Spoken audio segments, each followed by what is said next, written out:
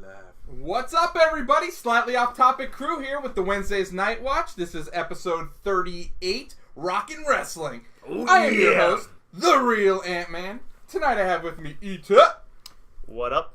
King Black Cherry. Hi. Gonna... What? Huh? You guys looking for a drummer? So this evening, we're gonna kick this off with a little breaking news. Breaking? Now I know we normally don't do sports right off the bat, but this one we'll do a little bit of sports action. Where's your dad at? I don't know. Let's see. Where's he at? Is he watching? He should be watching. At home washing his tights. Oh, that's Ryan Raymond.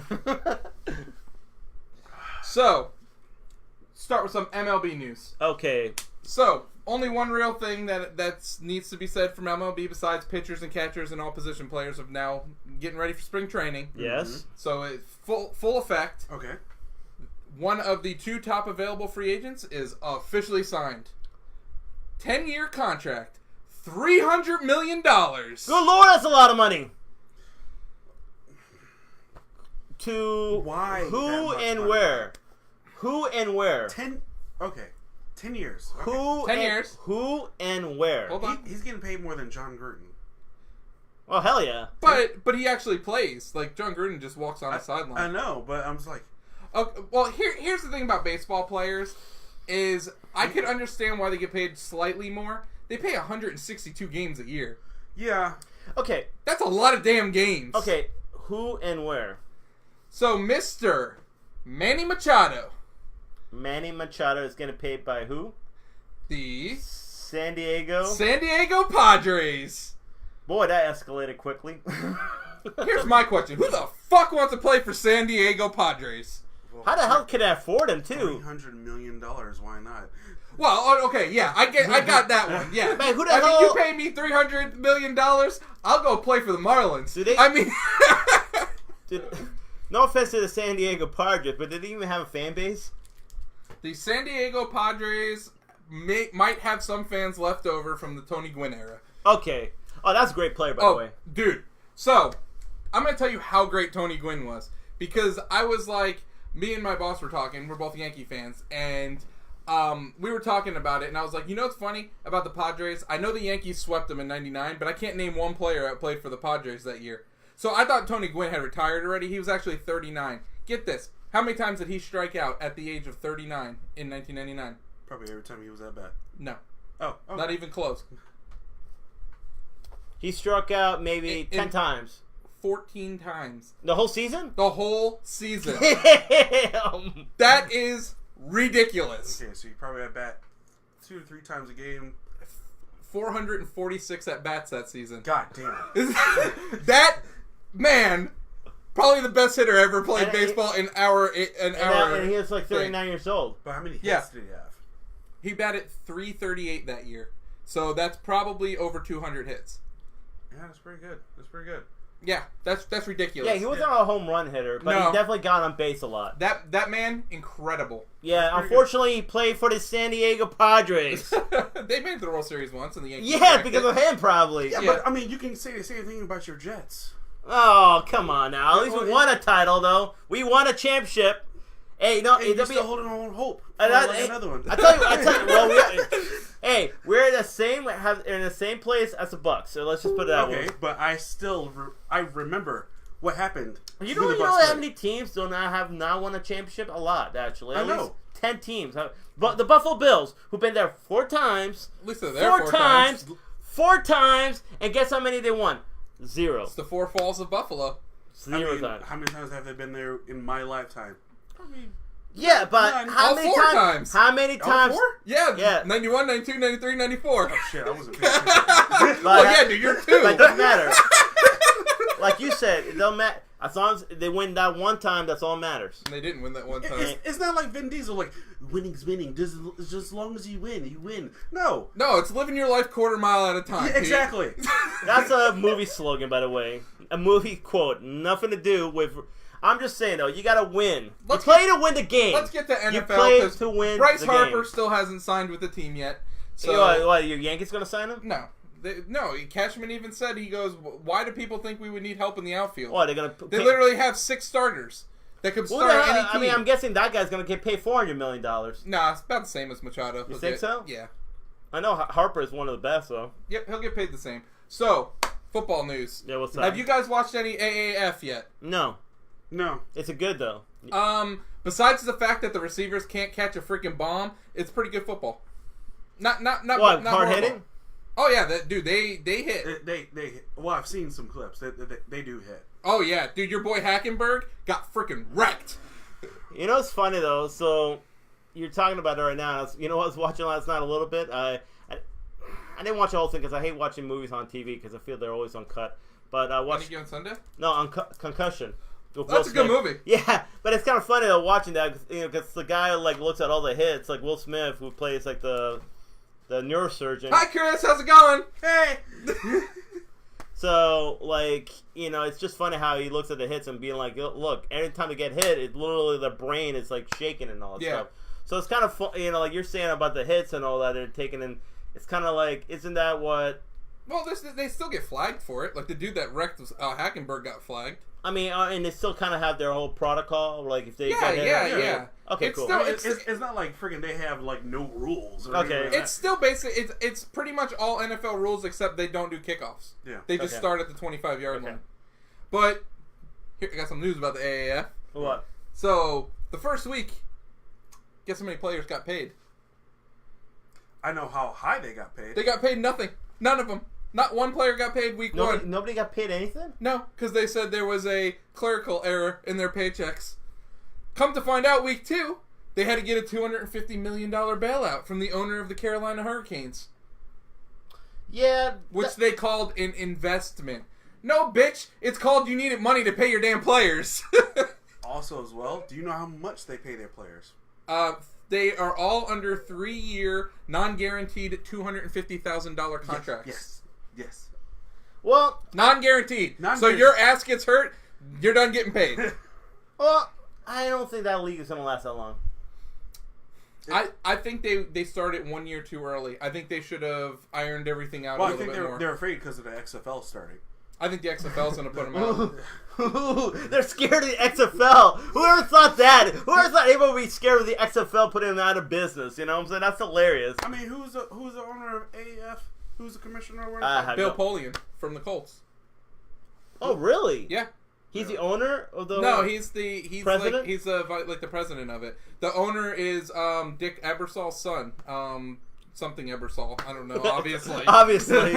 So well, it could have been Bastard. So it could be no like one really something knows. Snow. So it's not like Snow. a Vince McMahon kind of a thing. No. Okay, got But it. even I think Vince is partnering with like somebody that's like But like a he football guy. made the announcement, the fact like, hey, yeah, this is coming back or whatever it gets to be. I'm gonna take a year or two to iron everything out. Which Well, you have to, man. Hopefully, he learned from his first mistake when he first started the XFL. So, I mean, we'll see what happens with it, but AAF is probably going to last a couple more weeks. I don't think it's gonna last. Well, they'll finish the season out. I'm hoping. Yeah. At least maybe. because I've already watched. But some you of know the what, games, though? It's pretty entertaining. What they need to do is all those guys who play in that need to go into the XFL. Yeah. Well, if there's no AAF next year, I guarantee you that's what they'll all do. And I think they should get Tim Tebow. He hate me. They should get Tim Tebow. They should get all the controversial players that got out there, put them in the XFL. Well, people we all know Colin's not gonna play for anything less than $20 million. So yeah, Colin even said that they tried to get him. Kaepernick, you won't play for $20 million, dude. AAF he offered just him. got paid. No. But, okay, this is how stupid that this whole fucking shit started. By the way. Yeah. Okay, the news broke out last Thursday. The fact that he wanted $20 million to pay to play for the AAF. Okay. Okay. Why would that get released? Another thing. Day after, he gets paid by the NFL because the NFL settled on that bullshit claim or fact like the owners were like pretty much saying like, oh no, don't sign him, don't sign him, don't sign him. So instead of NFL fighting back, they're just like, you know what, we're gonna settle. We're gonna pay you $80 million. It's better to settle out or whatever it is. It's better to settle out of court. Between him and Eric Berry. For the NFL, it's really better to settle out of court because you're literally creating more. Like it's going to be more of a shitstorm. Is it though? Oh, what happened with Tom Brady? Deflategate. Didn't they go court again and again and again? Yeah, but Ezekiel Elliott, didn't they go to court again and again and again? I think honestly, for that case, it could go either way. It's kind of like, even though I think they're guilty. The NFL. Yeah, that's what I'm why saying, they though. settled. That's what I'm saying. That's exactly why they settled. I think they were like freaking black. Well, okay, it's kind of like, okay, you've seen Social Network, right? Which is, I'll be honest, which is so stupid because no offense to Colin, he's an okay quarterback. Yeah. Like he could have signed somewhere. They could have avoided all this shit. Just let him go be a quarterback somewhere, and I guarantee you, he probably wouldn't have been starting anyways. No, he wouldn't. He would probably been backup, but still, he would have been started somewhere. I think here's the thing, though. I mean, out of all the quarterbacks, I mean, even Christian Hackenberg got I believe, a backup job last year, and he's probably one of the worst quarterbacks. Freaking Josh Johnson got a backup job. Yeah, but he actually was good when he was playing, which is the crazy shit. But at the same time, Better than Colt McCoy. And at the same time, like Social Elroy. Social Network said it best in the end of the, where you've seen the movie, right? Yeah.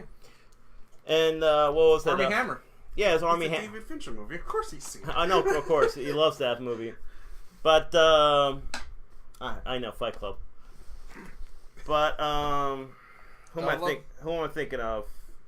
Jesse Eisenberg. Well, Jesse Eisenberg, but who's he playing? Mark Zuckerberg. Mark Zuckerberg. Okay, in the end, the android himself. We'll get into android later too, by the way. Well, Mark Zuckerberg's like, it's funny, his lawyer, she was telling him about how, like, if you go to a jury and all that, I mean, what are they going to look at? They're going to look at your past. They're going to look at, how you kind of, like, had this whole, you did that whole, like, smear campaign with this one girl and this and that. You're not, they're going to look at likability, which he wasn't a likable person. So, and she told him, hey, just settle out of court, because in the end of the day, it's just a speeding ticket. Yeah. It's just a parking ticket for you, because you make millions. It's same with the NFL. To them, this is a parking ticket for them. They're paying Colin Kaepernick is the best thing for them, because they don't have to deal. I heard he still might end up with another team. Well, he might, but here's the thing, though. In the end of the day, they could lose so much more and, like, lose in court and all that. Not only that, but they just came out of a pretty, besides the shitty call in the playoffs, they came off a pretty, like, quiet year. They look pretty, but they look pretty bad in the NFL right now. Like really, the black guy. The only controversy the whole year was what, Hunt from Kansas City. Yeah, that's controversial. Well, dude, the freaking play call over there in the New Orleans is controversial. But that, I mean, like, I'm talking about, like, off the field, like, player stuff. Yeah, that was like that's. Was Hunt. I mean, come on, like, dude, we've been complaining about referees since the dawn of but, time. But in the same, that time, shit ain't new. But at the same time, the NFL literally in the last few years has, like, their viewership has gone down. Well, that's their because popularity. You had like Ray Rice like punching a girl in an elevator. Yeah. You had Adrian Peterson doing what he did to his kid. Oh yeah. Yeah, I mean, like you just had like Tom Brady with the deflate gate. Yeah. The Patriots in general. Yeah, Patriots in general every year have some literally shit deflate gate, spy gate, freaking what else do they have? Oh, tuck rule. Yeah. So I mean, but yeah, I think Colin will be back. I think he'll. I don't know where. Though. I think he should go to XFL. No, I think he'll be paid. Dude, Patriots. Vince McMahon. Patriots. Vince McMahon, XFL. He's going to be Tom's backup. Vince McMahon. They're going to go from one goat to the other. No. Vince McMahon, XFL. Literally, you have Colin Kaepernick, Tim Tebow one side. Boom. Bro, he's not going to get paid in the XFL. Doesn't matter, though. He wants to get paid.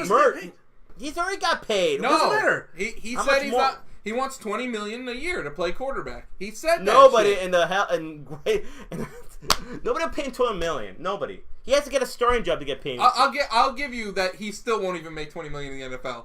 No, I'll give you that. Wouldn't. Yeah. Nobody will pay him $20 million. The most he'll get in the NFL is maybe 10. Maybe not even. No, he might. No, he's a Super Bowl quarterback. Yeah, and he was a Super Bowl with a Super Bowl team, though. But bro, $10 million for a quarterback isn't that bad. Yeah. I mean, think about the average quarterback. Okay, it's like Robert Griffin. Like Robert Griffin III. He played great the first season. Where is he now? He was great. Yeah, but Robert Griffin didn't get to a Super Bowl. He did, but you're comparing like apples and Michael oranges. Vick, though. Like, yeah, but dude, you're talking about running quarterbacks. Like Colin Kaepernick could do both. He's not just like a running quarterback. He's like a Russell Wilson. Yeah, he's more like. I mean, I wouldn't say as good as Russell Wilson, but he's similar. He's more like Cam Newton. I would compare him to Cam Newton. Okay, yeah. Cam Newton's better, though. Oh, of course Cam Newton's better. I mean, here's the thing, though. Like, I'm nothing against Colin Kaepernick, but in the last couple times, like, you look at numbers, granted, his team sucked at that time. That team was terrible. Yeah, who the hell was he throwing the ball to? I don't know. No one. Probably nobody.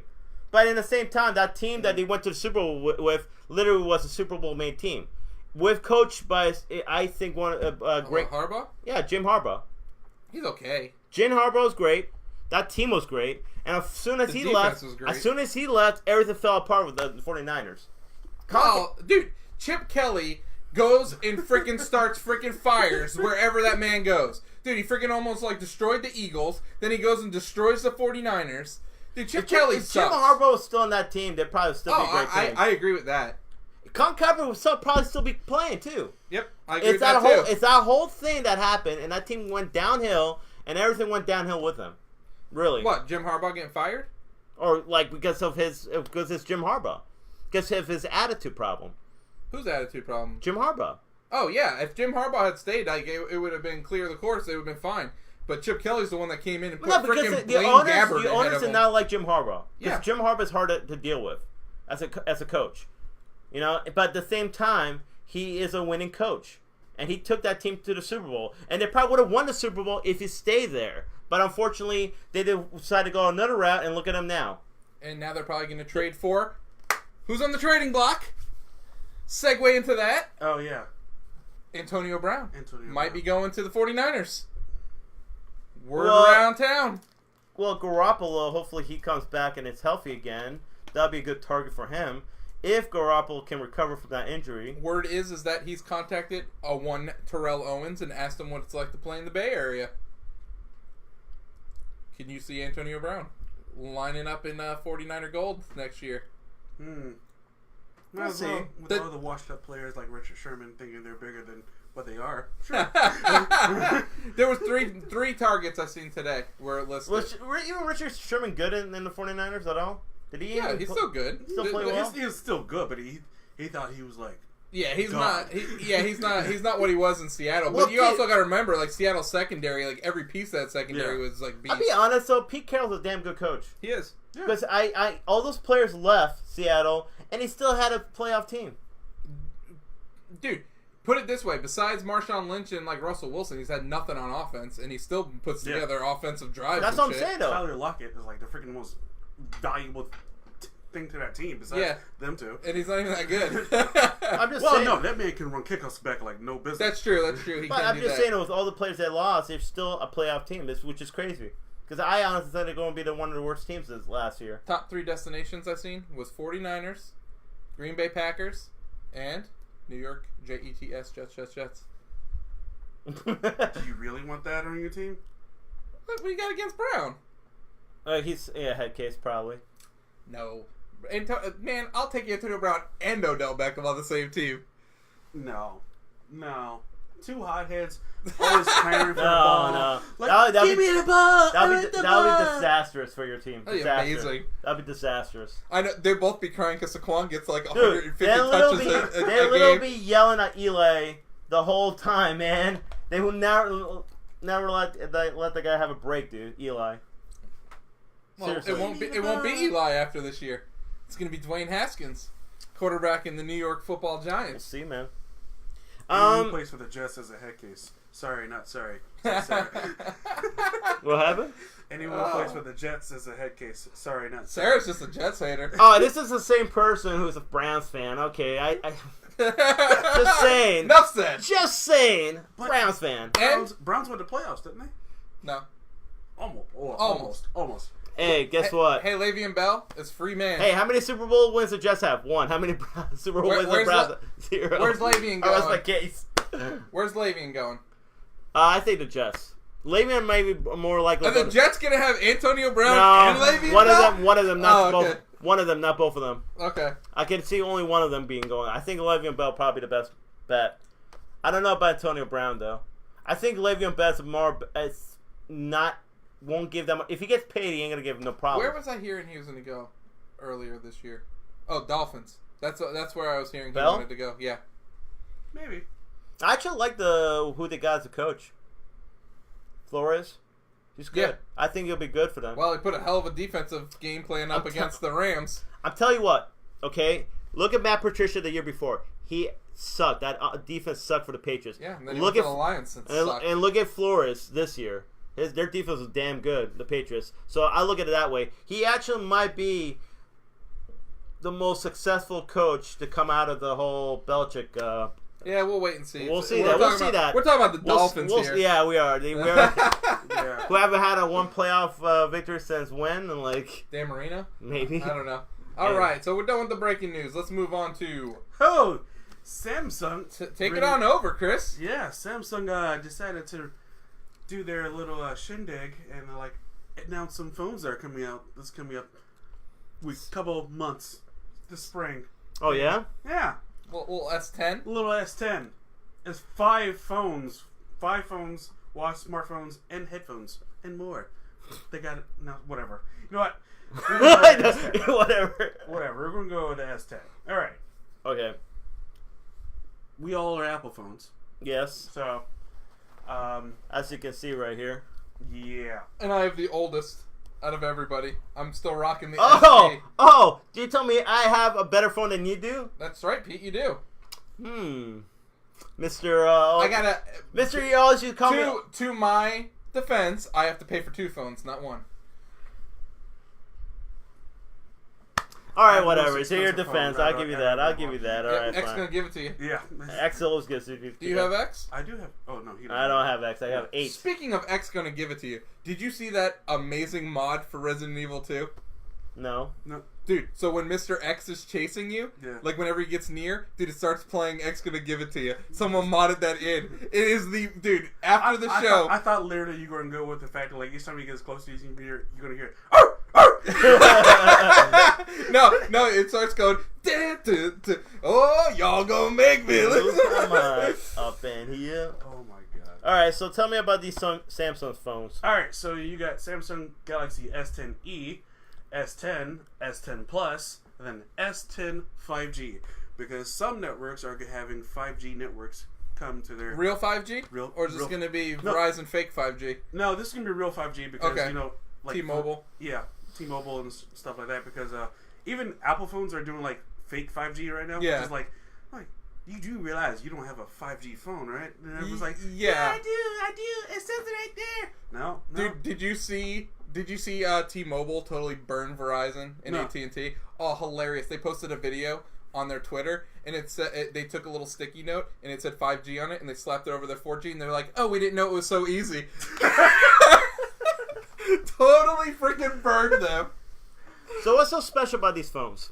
It's just mostly just an upgraded version of the phones, but the next phone we're going to be talking about here in a second Okay, all right. is ones that can be really cool. All right. Every phone I mentioned is 4K video capture, so every picture is going to look freaking Amazing. amazing on it.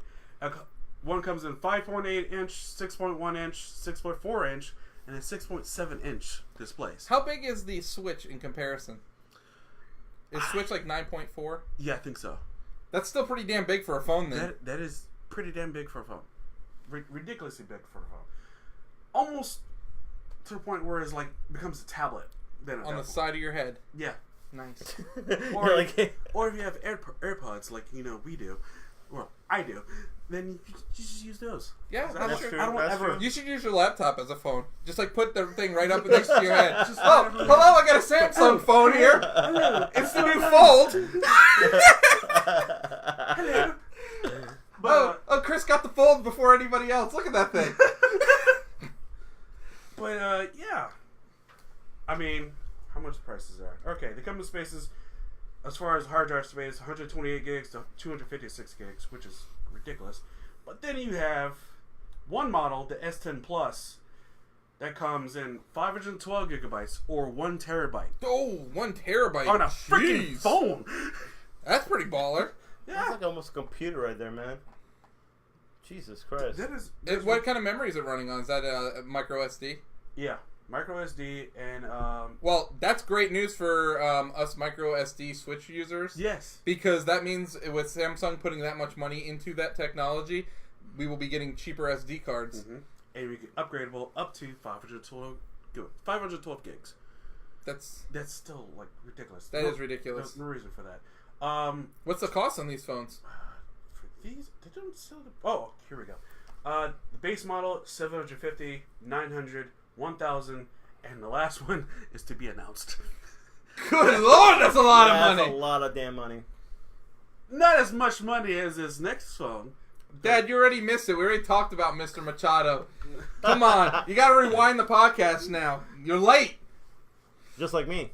Yeah. I'm always late. Pulling a pita. Yep, pretty much. Pete Standard Time. That's what I call it. All right. Switch to the next one. To the next one. And we got the Fold. What Chris Galaxy- just had next to his ear. Galaxy Fold. With 6 cameras and 2 batteries. 6 cameras? Yes. What the fuck you do with 6 cameras? Pete, what don't you need with 6 cameras? For $1,980. Good lord, that's a lot of money! Holy! Who the hell's gonna buy that? Only rich people? You know what's crazy? Huh. That number's bigger than Pete's birth year. You know that's a lot of money! Well, I mean, anything's more money than, what, 27? So, I mean... Oh, God. So let's talk about this Fold. Yes. Do you trust this thing? No. I'm going to be honest with you. I'm an early adapter on all things video games. Yeah. Not so much phone, but, like, I would stay way clear of this thing as an early adapter. Yeah.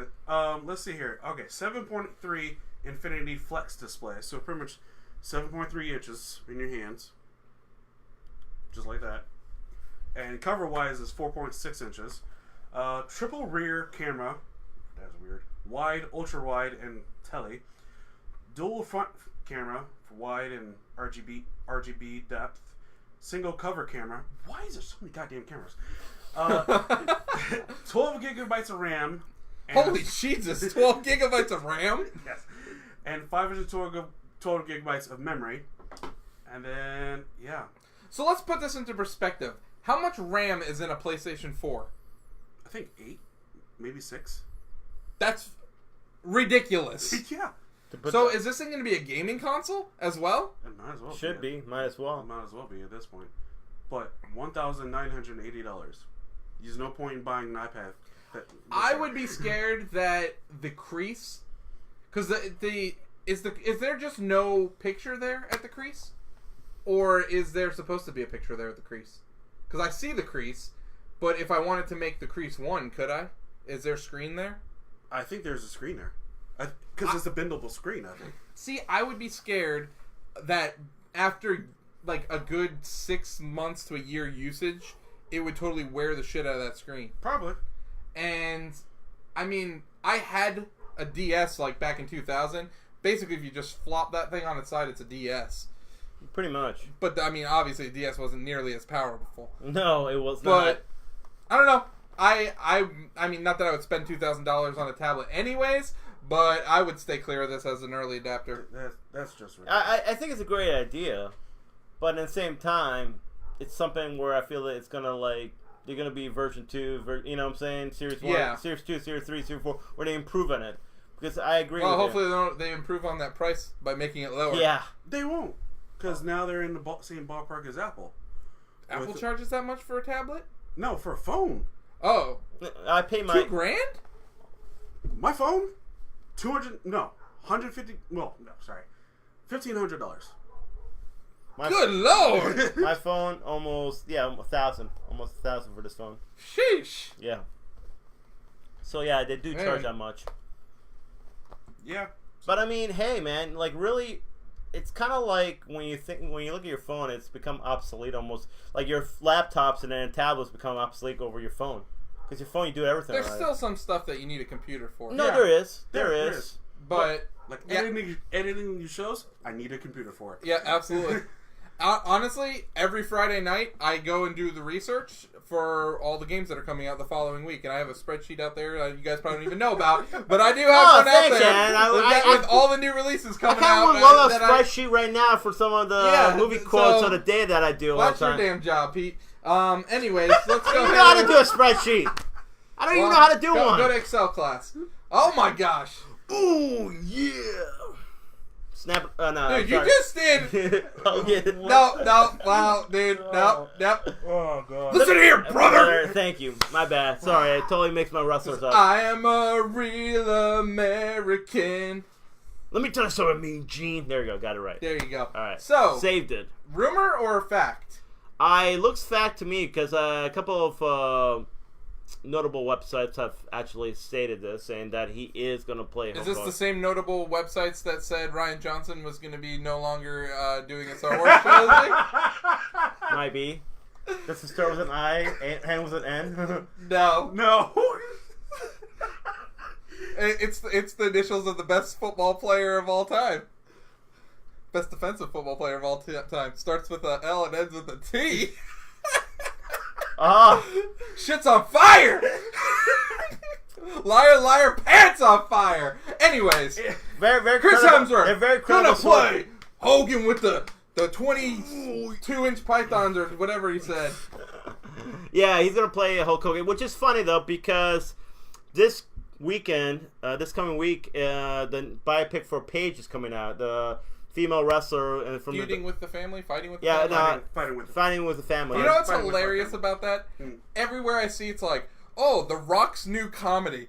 Like, I'm like, what the fuck's The Rock have to do with this shit? It's about Paige. He produces the film. Yeah, but they're like, everyone's like pumping it up like it's The Rock's movie. Here's the problem: people are gonna go watch that movie and they'll be like, "Oh, where's The Rock? He literally is gonna probably be 5 minutes in the movie." No, he's in it longer. I heard. You think? He's in it longer. Yeah, he's in it longer, but still, like, dude, I'll be honest with you. I watched all of Paige going up through WWE. Yeah. And I never seen Paige and The Rock on the screen at the same time.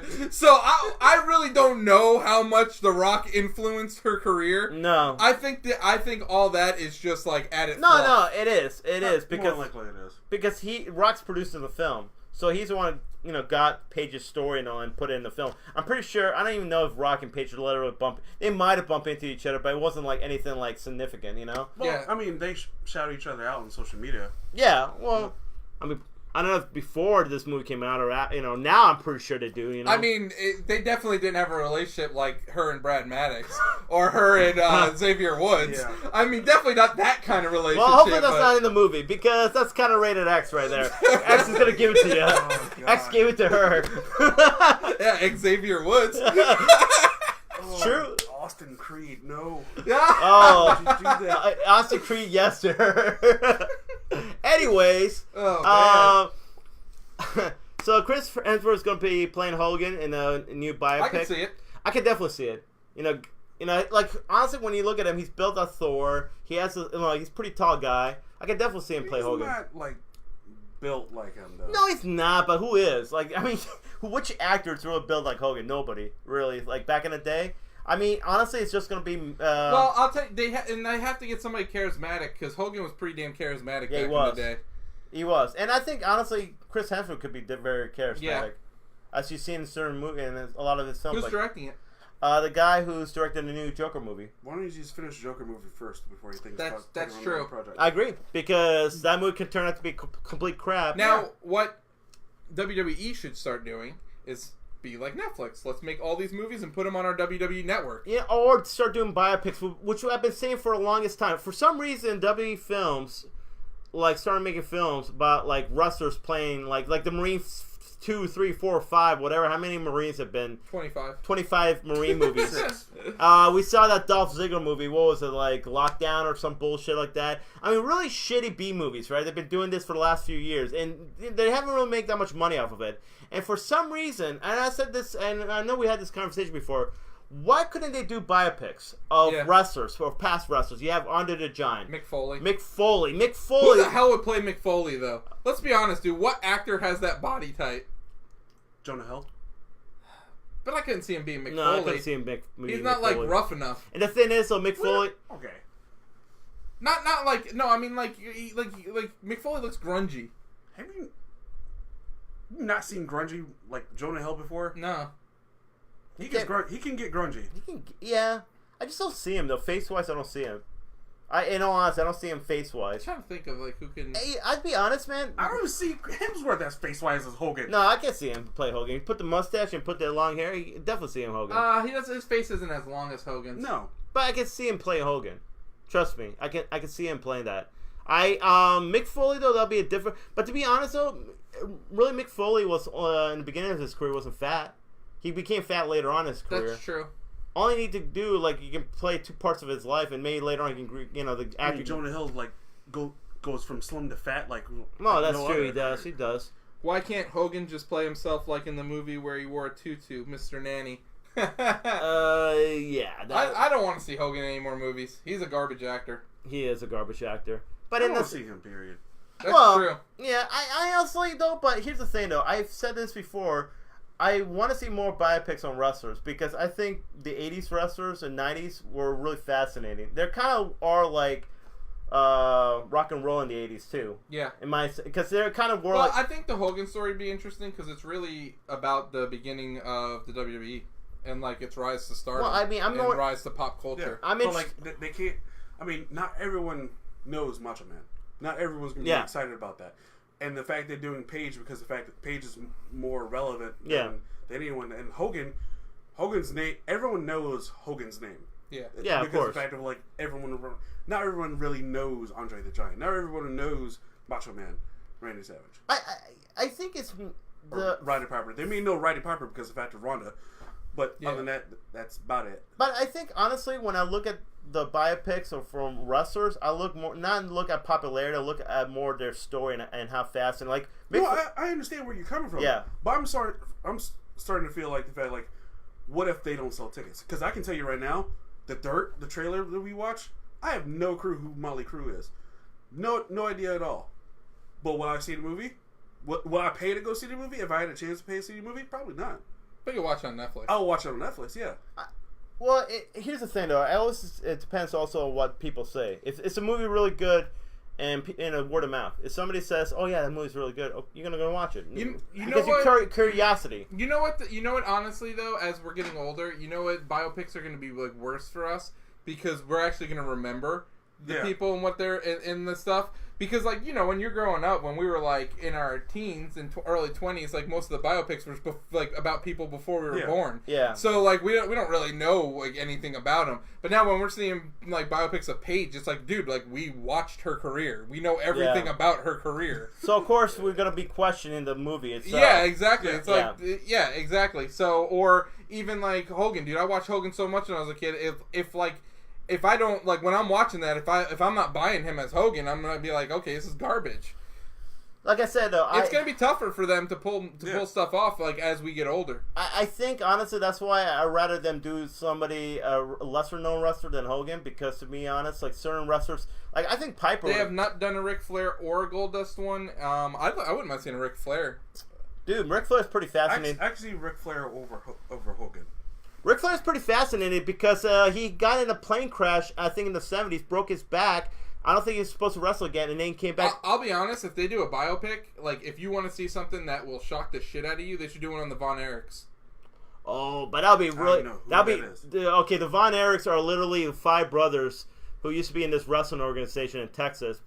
They were his father was in the 70s and 80s. Yeah, their father was a promoter, right? Yeah. And they're literally booked as the top stars in the Texas. Okay. And literally, like, one by one, they all died. One died of a drug overdose. One died of a gunshot wound to the head. One died of what was that? Some food poisoning or something. Food poisoning or whatever. Yeah, all of them died except for one. One survived out of 5 brothers. Sounds like the fucking Final Destination. Dude, but I'm telling you, man, like, because like, people don't know that story. But if they made that into, like, because there's a documentary I watched, and I didn't know the story before I watched the documentary, and I'm like watching it, and the first one dies. I'm like, oh man, that sucks. And then like literally like another one dies. I'm like, holy shit. And then, like, they're talking later, and then another one. I'm like, oh my god, dude! Like seriously, what the fuck, man? Oh, either that or the Bret Hart family. Yeah, the Hart family. Yeah, the Hart family. But honestly, like, I would rather see stuff about people I don't know like that. Like, I think that's so much more interesting. Well, that's what I'm saying. That's I think honestly, like, I know people like kind of look at wrestling kind of lowbrow kind of thing, but I think some of their stories, knowing some of the wrestlers' past, especially in the 80s and 90s, it was really wild, really crazy. The best thing about Hogan's story is going to be, like I was saying, it's going to be the rise of wrestling and WWE to mainstream. Yeah. Like, honestly, I don't even want to see Hogan's story. I want to see that part of the story. I want to see Vince McMahon, really, in that whole creation of it. Exactly. Yeah. Because I honestly am more interested in Vince McMahon creating Hogan and creating WrestleMania more than Hogan itself. Yeah, because he's really more behind the scenes, and his vision is really what started the whole wrestling, rockin' and wrestling. I agree. So that's more interesting to me. Anything you want to say about it? Are we good? Yeah, I'm good. Let's go on to Mr. Army Hammer. Dawn in the Cape. You think it's true? You think it's just a rumor? Would you like to see it? Yes, no? Like I said, I haven't seen too many Army Hammer's roles. Social Network.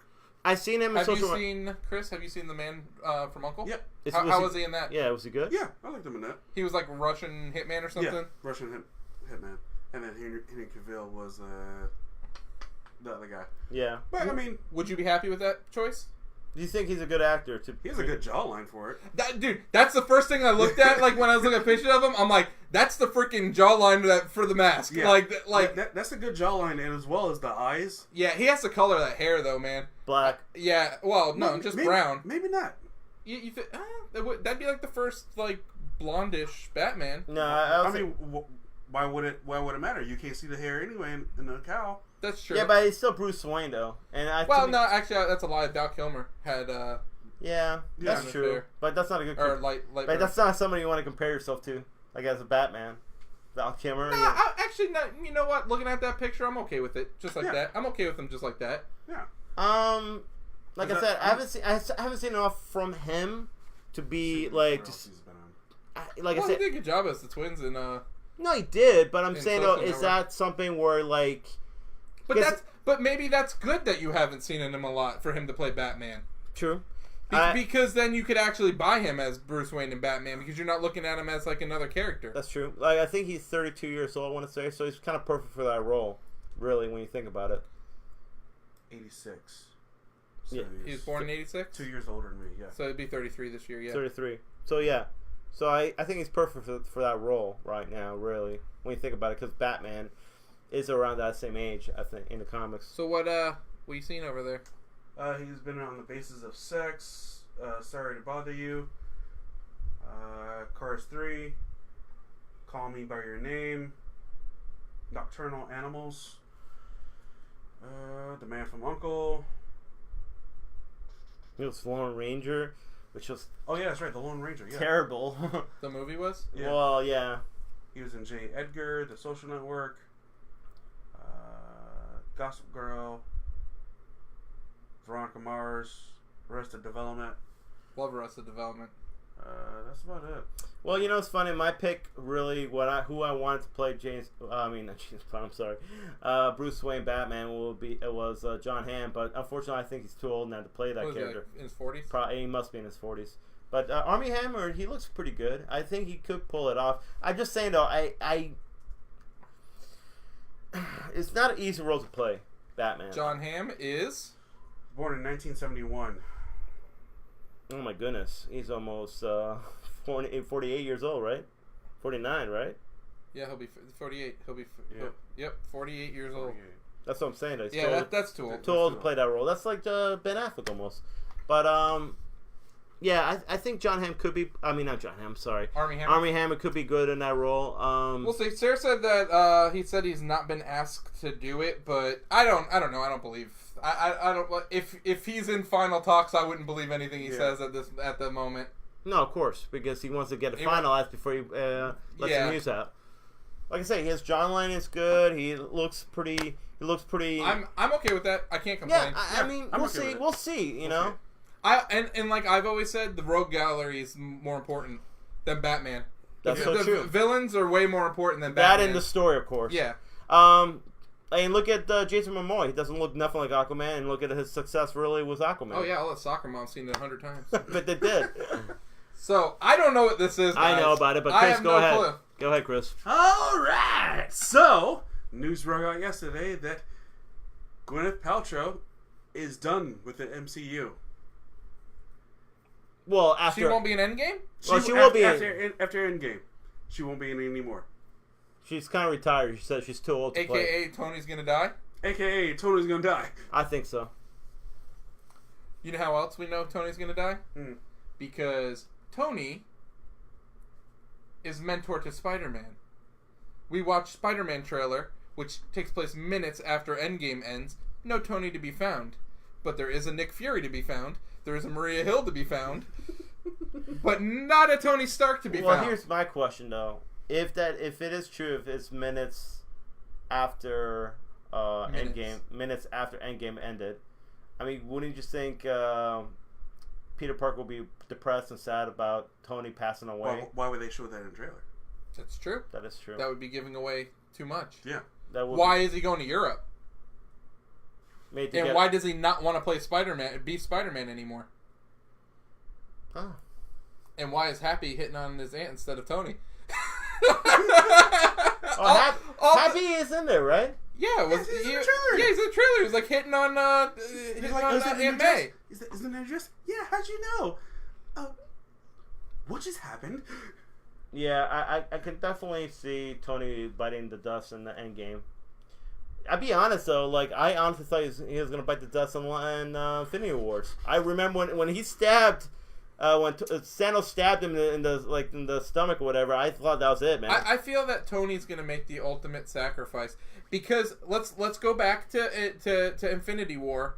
Do you realize the one thing that Doctor Strange asked for in return for that was to keep Tony alive? So Tony is the key. Tony is the absolute key to reversing whatever this is. Oh yeah. Because Doctor Strange, his one request was keep Tony Stark alive. So he's gonna he doesn't want him to die then, but he will die later on. He will die, yeah, because he's gonna whatever he'll do, he'll save the world, and then he could die. You know, is that what he also apologized to? Not just the fact that everybody, like, you know, Peter Parker and everybody died or whatever. The fact that he's a sacrificial lamb. Do you think that Doctor Strange apologized to him because he's a sacrificial lamb too? He really set that up just for him to kind of make that. Well, it's still the only way that would work. Yeah. At the end of the day. And plus, at the end of it, I mean, you go look at the fact of what happened in Ultron. You gotta remember that. You gotta remember the fact of what the vision that you saw. Yeah. Everyone dead. Yeah. And you gotta factor like him and Nick Fury was talking about. It's the fact that like all of his friends died, but he didn't. Yeah. So he's gonna make the ultimate sacrifice and sacrifice himself to save everyone else. It's crazy if you think about it. The characters left. Think about this. You got Tony Stark. Everybody around him's died. Yeah. You have Rocket. All his friends around him have died. Yeah. Thor. You have Captain America. Everybody around him, all his friends are dead. Yeah. You have Thor. His whole people are gone and dead. Like, think about that. Like, that is freaking nuts. You know what's funny about that? Here's what's funny about, like, Marvel and MCU and all that. It's the fact that everybody used to criticize, oh, it's so much comedy, it's so much fun. Dude, that's not funny at all, man. Dude, this new movie might have a couple comic lines in it, because Paul Rudd can't be serious for 5 seconds. But dude, like, the tone of those trailers are that we're about to watch shit go down. No, you know what? It is going to be funny. It's going to have its funny moments like any other MCU movie. But it's just like Infinity Wars. Because Infinity Wars has some funny moments, but then... There's a lot of funny moments in Infinity Wars. But it's still very sad moments, too. Oh, at the end, yeah. Well, I mean, Gamora dying was sad. Loki dying was sad. But that's just... not really. Loki was like more like, oh, this is getting serious. But then... Snap. Yeah. It still sucks though for Thor because it does, but like literally, so that's the opening scene of the movie. Then it's like fighting comedy basically all the way up until you had the scene with Gamora, but that's only like one scene. Yeah. And then after that, it's just like more fighting comedy, and then you have the end. Well, you gotta have it though when you're like literally have those characters together. Especially Tony and Star-Lord to get in the same... Tony and Strange and Star-Lord and Rocket. And like, Peter Parker. Yeah. Or not Rocket, but... like Spider-Man. And yeah. You're going to have that comedic moments. I mean, it's probably going to happen in the next one, too. I can see the beginning being a little bit sad. Well, yeah, because there's a lot more comedy there on that side of the fence than with...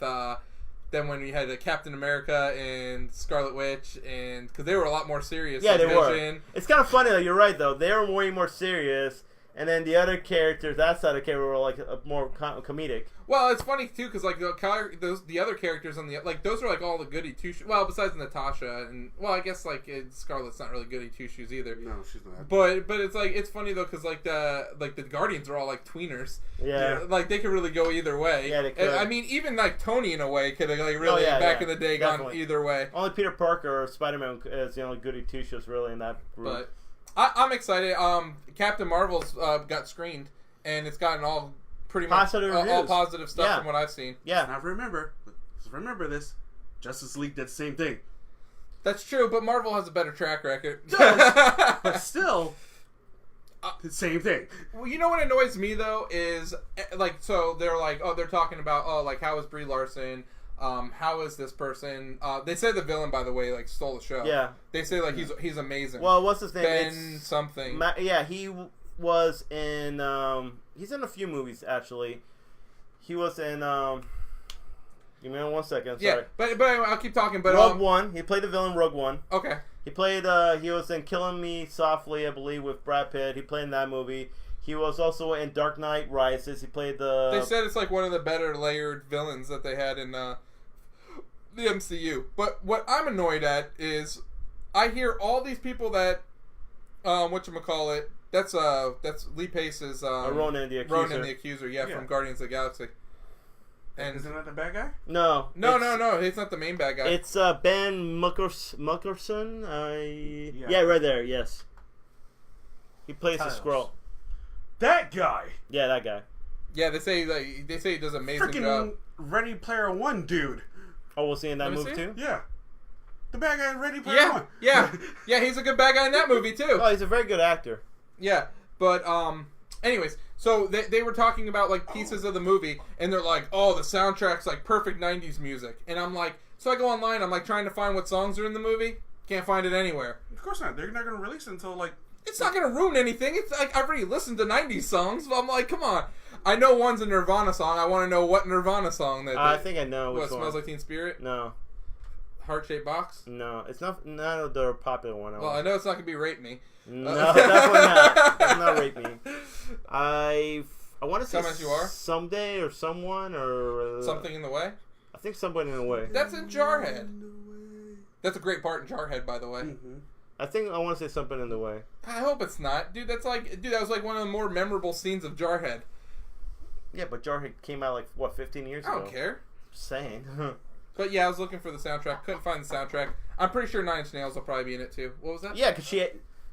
We're not going to talk about it here, but we can. What's What? that? Just read that. Ugh. Now, we didn't talk about it the first time, and we will just keep not talking about it. Yeah. Oh, God. Yep.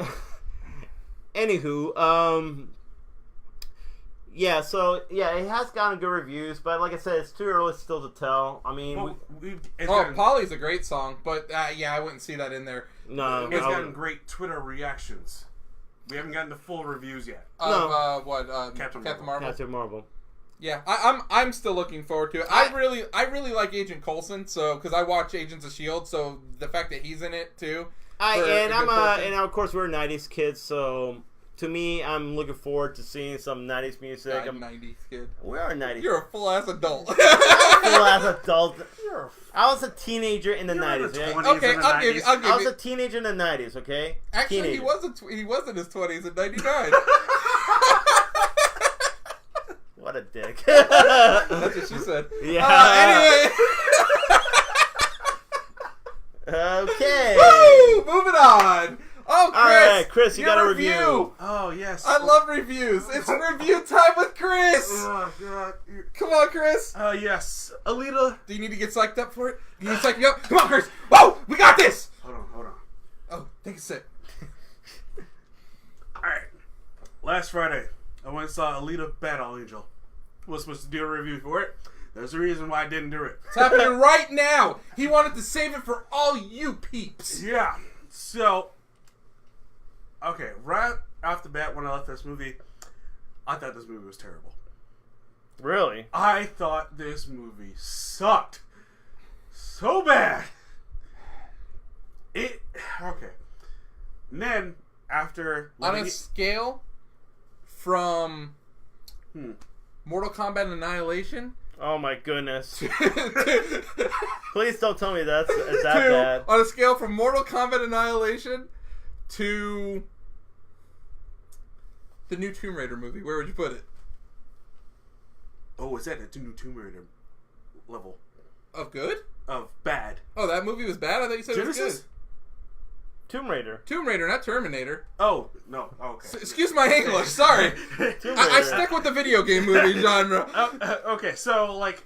I can see though that Terminator sounds like Tomb Raider. That's pretty funny. Yeah, we have Mortal Kombat Annihilation. We have new Tomb Raider movie. Mortal Kombat Annihilation is the worst, definitely the worst. Or are we talking about House of the Dead bad too? Okay, I'd rather watch House of the Dead. I'll put it like this. Okay, I will never watch this movie again.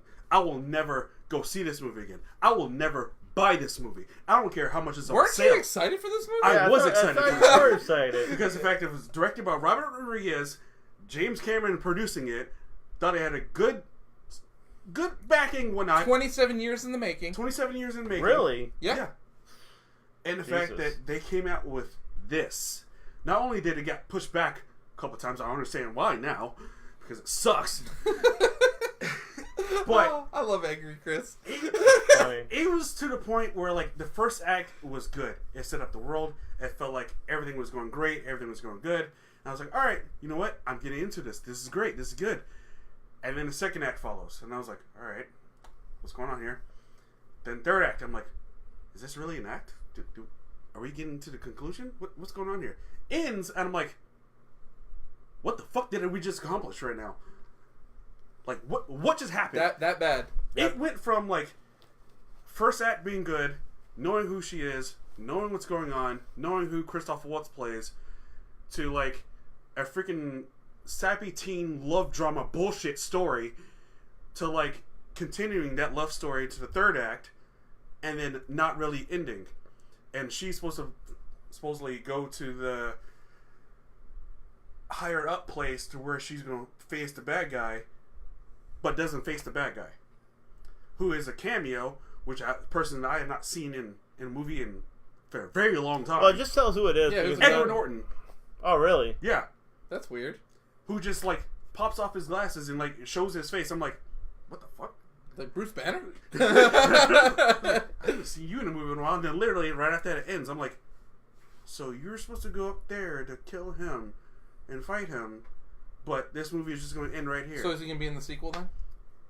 If there is a sequel. I'm going to tell you what's pretty funny about this. So not only was this part of the T-Mobile Tuesday app thing for last week, so they were giving us $4 tickets last week for this, then since I buy my tickets through Adam because that's what T-Mobile uses, Adam today sent me a text saying, hey, we're discounting them to $5 off for Alita tickets. So this movie must be doing so terrible, even though it won the box office, but it was the lowest box office total for President's Day weekend in 15 years. So and it came out on fucking Tuesday night. Yeah. Last Tuesday. Yeah.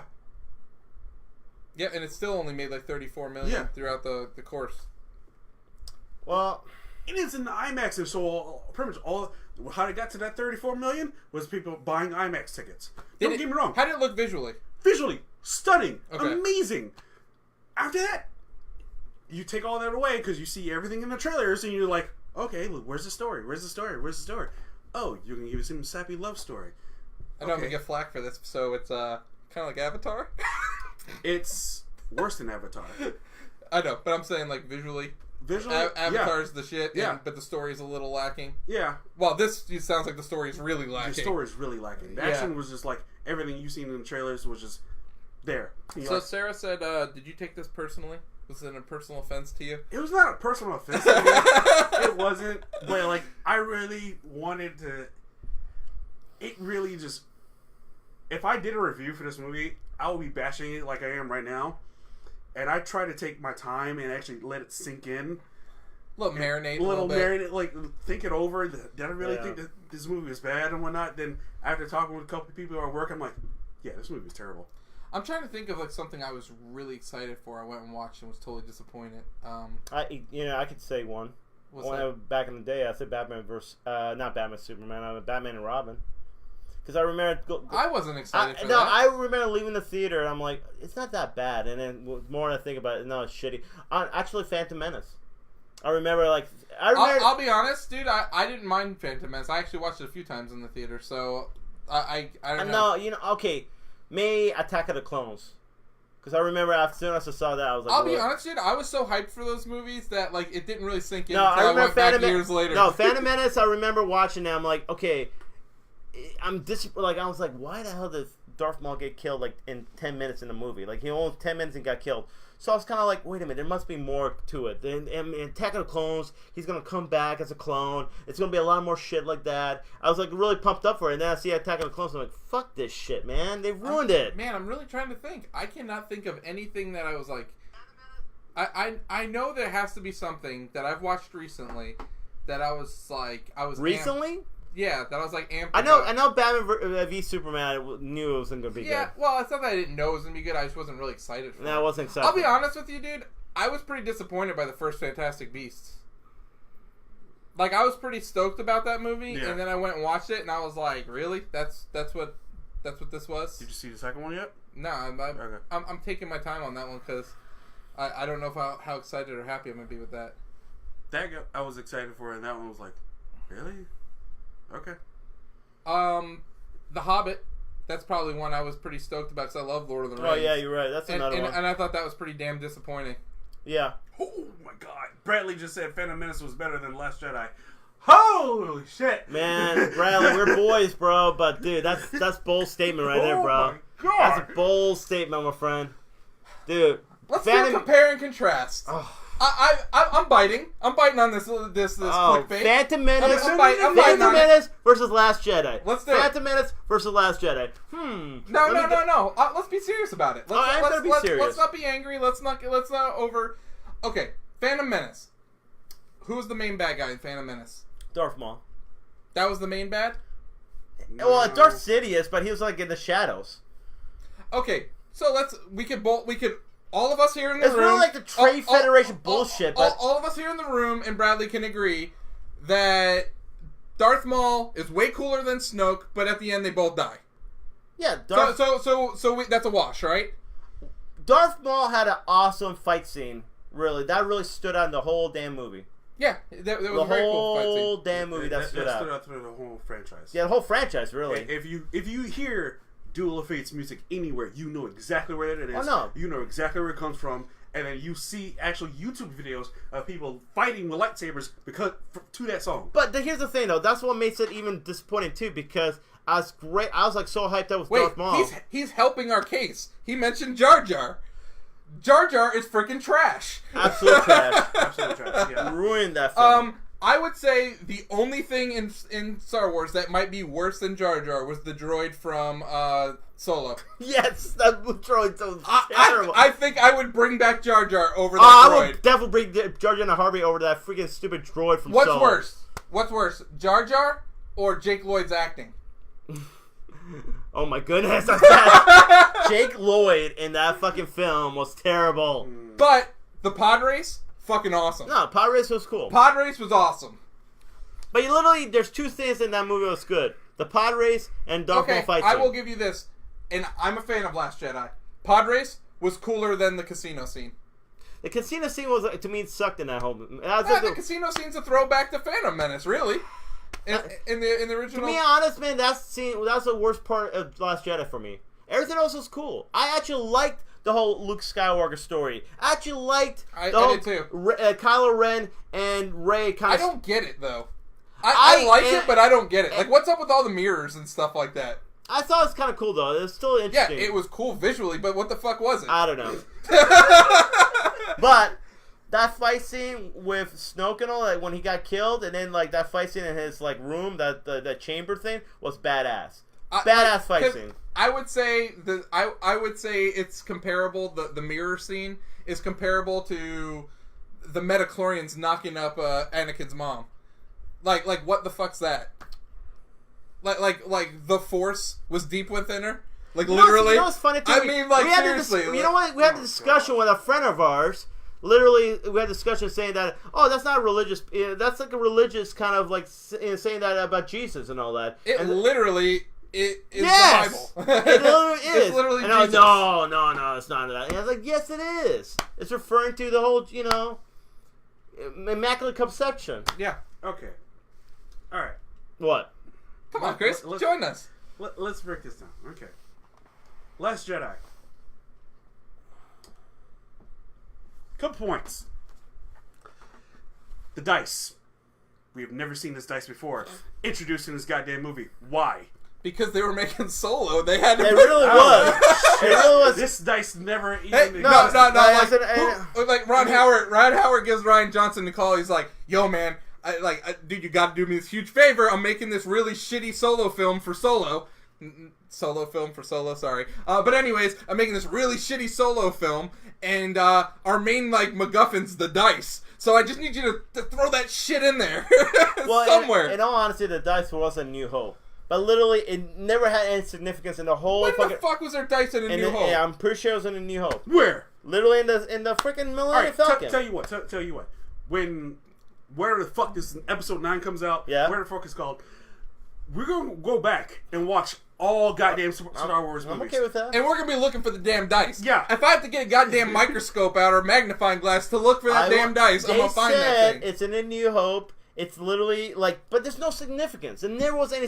It's not like Han Solo's like, oh, look at my dice. I won it. Well, did you know in A New Hope that the awesome droid is part of the Millennium Falcon as well? That is fucking bullshit, man. God damn, man. I swear to God, you can't tell me. Solo was the worst fucking movie out of all of them, man. I agree with you. That movie's terrible. Attack of Clones. We'll be skipping the spin-offs, by the way. We'll be skipping No, those. Attack of Clones. Yeah. Well, no, I like Rogue One. Yeah, I'll watch Rogue One was One. good. Well, you guys can watch Rogue One while you do. Here's the thing. You could either watch Rogue One or you can skip the scroll part because it's the same thing for episode 4. Exactly. It's literally the scroll for episode 4. Exactly. So, okay. No, Attack of the Clones was the worst one. Back to Phantom Menace in Last Jedi. Back to Phantom Menace and Last Jedi. Last Jedi.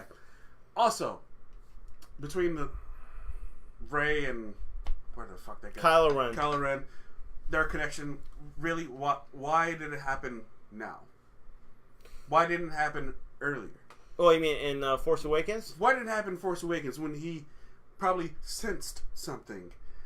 Well, why couldn't he sense something? It's honestly the same argument as why did Darth Vader and Luke Skywalker sense each other in the New Hope? Because there really was no connection with those two in New Hope until Empire Strikes Back, and then you find out, oh, that's his father. Wow. Okay, here's another one. Where did Leia get her fucking powers, and how the fuck she just magically? Well, I mean, her dad is the strongest of Jedi in the whole galaxy, so of course she might have had powers. Okay, so through 8 films, I'm sorry, no, 4, 5, 6, and 7, we don't see any of her powers. But she wouldn't have known. She wouldn't have. Maybe she didn't know she had Force powers until she was around Luke. She popped out of the freaking Last Jedi and was like, "Oh, look at this." Well, you got to remember. You got to remember that's 30 years after the fact, though. So during that whole 30 years, we don't see her. She might have those powers. I'll be honest though, she should have been killed off right there. That would have been a good way to send off. Oh yeah, I completely agree. That would have been instead of her floating back into the ship. Yeah. She should have been killed off. Because there's really no purpose. I mean, the only cool thing about it was the end when you see Luke and Leia. Yeah, at the end. That's the only reason to keep her payoff, alive. right? That's the only payoff. That's it. If she should have died there. But that was the most cheesiest shit I've ever seen in my goddamn life in the Star Wars movie. No, the Yoda fight scene was the cheesiest fucking thing I ever seen in the Star Wars movie. No, that Yoda fight. No. Sorry, guys. Where Han Solo gets his name from? That's the cheesiest shit in the Star Wars galaxy. No. How the robot becomes a Millennium Falcon. That's the cheesiest shit in the Star Wars movie. Literally, and then they have a romance. Lando and the fucking robot. And Lando's a fucking pimp. And for some reason, he's attracted to a fucking robot. What the fuck? Really? Come on. I mean, they have sex robots now. No! Lando don't need no sex robot. It's Lando fucking Calrissian, man. Lando can get whatever he wants. Lando's a fucking pimp. What the fuck? He's worried about the STD. Oh my god, no, don't even get me started. I'm getting really pissed off now just talking about it. He doesn't want to use a condom. He wants to make sure oh my goodness. What woman do we know? And that woman, what woman in the galaxy besides Rey is actually handy on the ship? And then that fucking robot is the most annoying fucking robot in the whole fucking galaxy, man. Literally, what the fuck does Lando see in that fucking robot? Bro. No, it's the biggest piece of shit I ever seen, man. I'm sorry, man. You get me started with this shit. It's horrible. Alright? This episode is rated R for language. Oh, fuck, man. No, you got me started with this shit, man. Leia in Last Jedi has godlike force powers. It was dumb. She can literally withstand a vacuum of space. Because in space, nobody hears you scream. It's true. And in space, gravity doesn't exist. and in space, like I don't know, man. Oh God. Space pimps need hoes. I mean.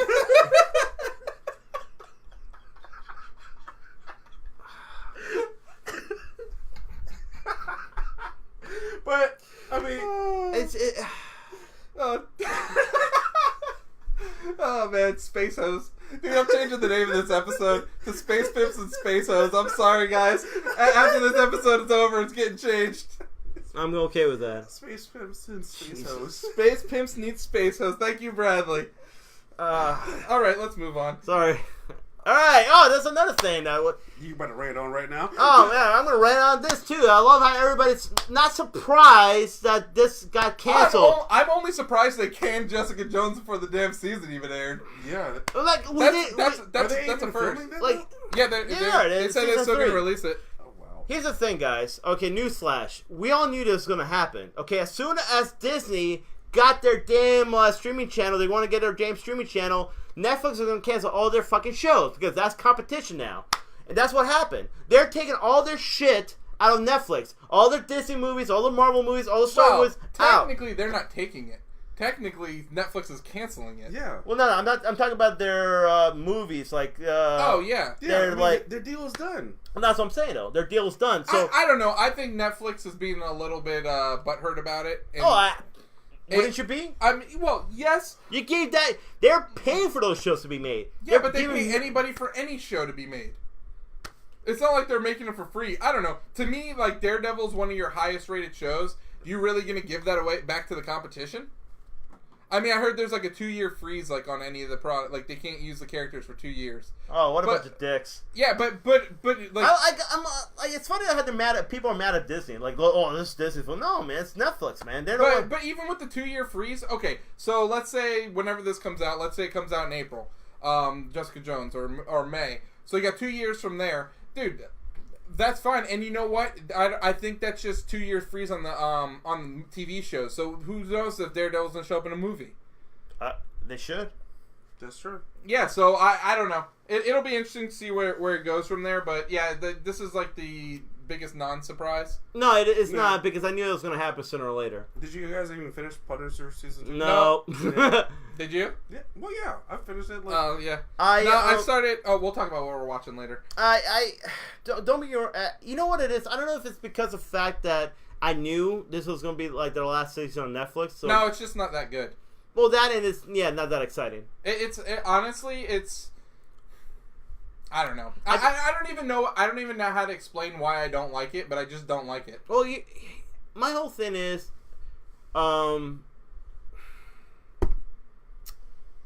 he plays a great Punisher. John Barathol. Yeah, Barathol. He plays a great Punisher. I like his whole portrayal of Punisher. I just not really fond of the story right now, the direction they're going. Hey, Chris, you need to share. You're like cracking up over there. What was wrong? No, you're good. You're good. Keep going. All right. I like his character. I like the way they do it. I think he's a good Punisher. I just didn't care for the direction. I thought the first season was amazing. I thought they did a really great job with the first season. Second season, I felt like I don't know. I was more excited to see Jigsaw get his revenge. I hate the fact that Jigsaw literally has no memory of everything, and it's just kind of like he's now having a romance with like the psychiatrist and trying to get some ex-military, which is so stupid, anyways. Like the whole like him banging psychiatrist. It's like like what a dumb storyline. Yep. That's what I'm saying though. Like the direction they're going with it just seemed kind of stupid. Like like Punisher's protecting some kid that's ungrateful. Yeah, she's an ungrateful little bitch. Yep. I'm sorry to say, but she is. I want to, like. So angry. It ends just so lip thick like. It does. What do they do? Start going to a Microsoft conference? Probably, yeah. Or releasing Microsoft exclusive games that are limp dick, like Crackdown 3. Here's my thing though. Like, did you play that? No. Okay. I heard such bad things about it. I didn't even want to. I had that shit downloaded, and I'm like, I don't even want to play it. Here's the thing: they got Punisher right in a sense where like his, how violent he is and how like extreme he is. The problem is though, they needed to do is have him going after some sort of big time mafia boss or whatever, or have him go after this really big criminal organization. It feels to me all this is like kind of like some politicians or military or whatever and this shit, and I'm like, No, man, that doesn't really interest me. I want him to go after the big fish, man. Yeah. Like some big mafia guys and knock them out. You know, like he was going against some like Russians, but it wasn't really enough for me. It's just a little one episode. And that's it. Like to me, that's kind of where he needs to go after. Like that's the Punisher, man. He goes after the worst criminals out there. Yeah. And that's the way he should be going after instead of focusing on protecting some fucking girl who's ungrateful, who's pretty much a criminal herself in some ways. And like yeah, she's blackmailing people. That's what I'm saying though. Like it's not really the Punisher MO. Punisher is straight up like, you're a criminal, you're dead. That's what he does. He goes over there and kills any criminal out there. And the fact that he leaves the Turker alive, it's not really his code too. He would have killed that guy already. Yeah, because he's selling guns that are killing other exactly. people. He's a criminal. He's a straight up criminal. And it's funny too because like in Daredevil season 2, he's like saying about in the full measure and half measure. He is saying like, yeah, you got to go full measure, but he's going all half measure in the season, so it makes no sense to me. That's hilarious. It is true. He's the fact that he's leaving people alive makes no sense to me. So it's turned it other cheek. I'll be honest though, guys. I don't even know if I'm gonna watch Jessica Jones season 3. I might I didn't not watch season 2, so dude, you ain't missing anything. That's the worst one. Well, I'll be honest, man. Kilgrave really was the best thing about season 1. His character really interests me. His villain. He is a really good scummy villain. And unfortunately, I don't think nothing in season 2 of Jessica Jones really interests me to follow it. Yeah. So what else we got here, guys? Oh, DX. Suck it. Yeah, so DX is going to the WWE Hall of Fame class of 2019. Were you a DX fan, Chris? Nope. No? No. Were you watching wrestling that time? Yeah. You didn't like Triple H at all? Shawn Michaels? Nope. I was more of the NWO? Rock Stone Cold. Oh. Nation of Domination? Yeah. Dude, love Nation of Domination. Did you watch the Mark Henry documentary right after Elimination Chamber? No, because I went to bed. Oh, dude, it's really good. You should watch it. It was really good. Dude, really, really good. But, I think they're very deserving, DX. I personally think the NWO should have gone before them, but because... I think China should have went in before the DX. I think Triple H himself should have went in before DX. Well, Triple H ain't gonna go till, like... Probably never. Really. Yeah, it's gonna be him and Vince kind of like not going because they're the owners. They're the bosses. So they don't they won't put themselves in. I think the New Age Outlaws should have been in there before DX. Yeah, 6-time tag team champion that time. Yeah, that era. Even X-Pac could have been in there before DX. Absolutely. I think it's all just a ploy to get China in there, probably without having to put her in solo. Personally, that's what I feel like, because pretty much with the women's revolution going on right now, everyone's been saying, well, like, how could you have the women's revolution, and how could you, like, put, like, because even Beth Phoenix is in the Hall of Fame, and, dude, Beth Phoenix didn't do nothing for the women's division. No, she was in a really bad time when it comes to... And, dude, like, the fact that, like, China, who is, like, really, like, the only believable badass girl, like, up until now, it was, like, and she was awesome back in the day. And even, like, dude, that's why I'm saying you gotta watch that Mark Henry documentary, dude, like, because there was this, like, that's when they came up with the whole sexual chocolate gimmick, because he was trying to, like, court China and take her out on dates and stuff. Oh, dude, it's so funny, dude, funny. when he's sitting there, like, trying to, like, get her to go out, he's like, oh, come on, baby, I just want to take you out. He's like, not sex or anything like that, you know, just, like, it's so funny, dude. It was really funny. But, I mean... but that's how I feel. I feel like it's just a ploy to get China in without having to put her in solo. Well, what's funny about China is the fact that, like, if you look at Becky Lynch, she's pretty much the top female star right now, and she dubs herself the man. Yeah. And, of course, you have also Nia Jax, who's, like, a big heavyweight female wrestler. Who's like a force to be reckoned with. Yeah, who has... Almost killed our truth. Yeah. She, like, fights... She kind of fight guys and all that stuff. But, China... way before them, 20 years before them, was doing this, was fighting guys. Even beat Jericho for the Intercontinental title. Jericho was Intercontinental Champion for a while. Yeah. Wow. For like a few months, she was Intercontinental Champion. She beat Jeff Jarrett. You know what's awesome though? You know what I love about China too, like, or Joni Laura, whatever her name was. Yeah. I love, like, someone asked her, like, could you really beat these guys up? And she's like, no. It's like, I couldn't have beat any of these guys up. I'm so happy they like job for me and they like let me like work with them. Yeah, they made her look good. Yeah, exactly. But that's what I loved about her. Is like she was like really humble to like everybody that helped her get to that point. Well, but they made her look good. But the thing was believable too. As a viewer at that time, you little believed that China could take down these guys. I remember that. Oh, dude, it's so funny. The brother was saying like when DX was teasing that they had 2 new members and China popped out of a box with new boobs.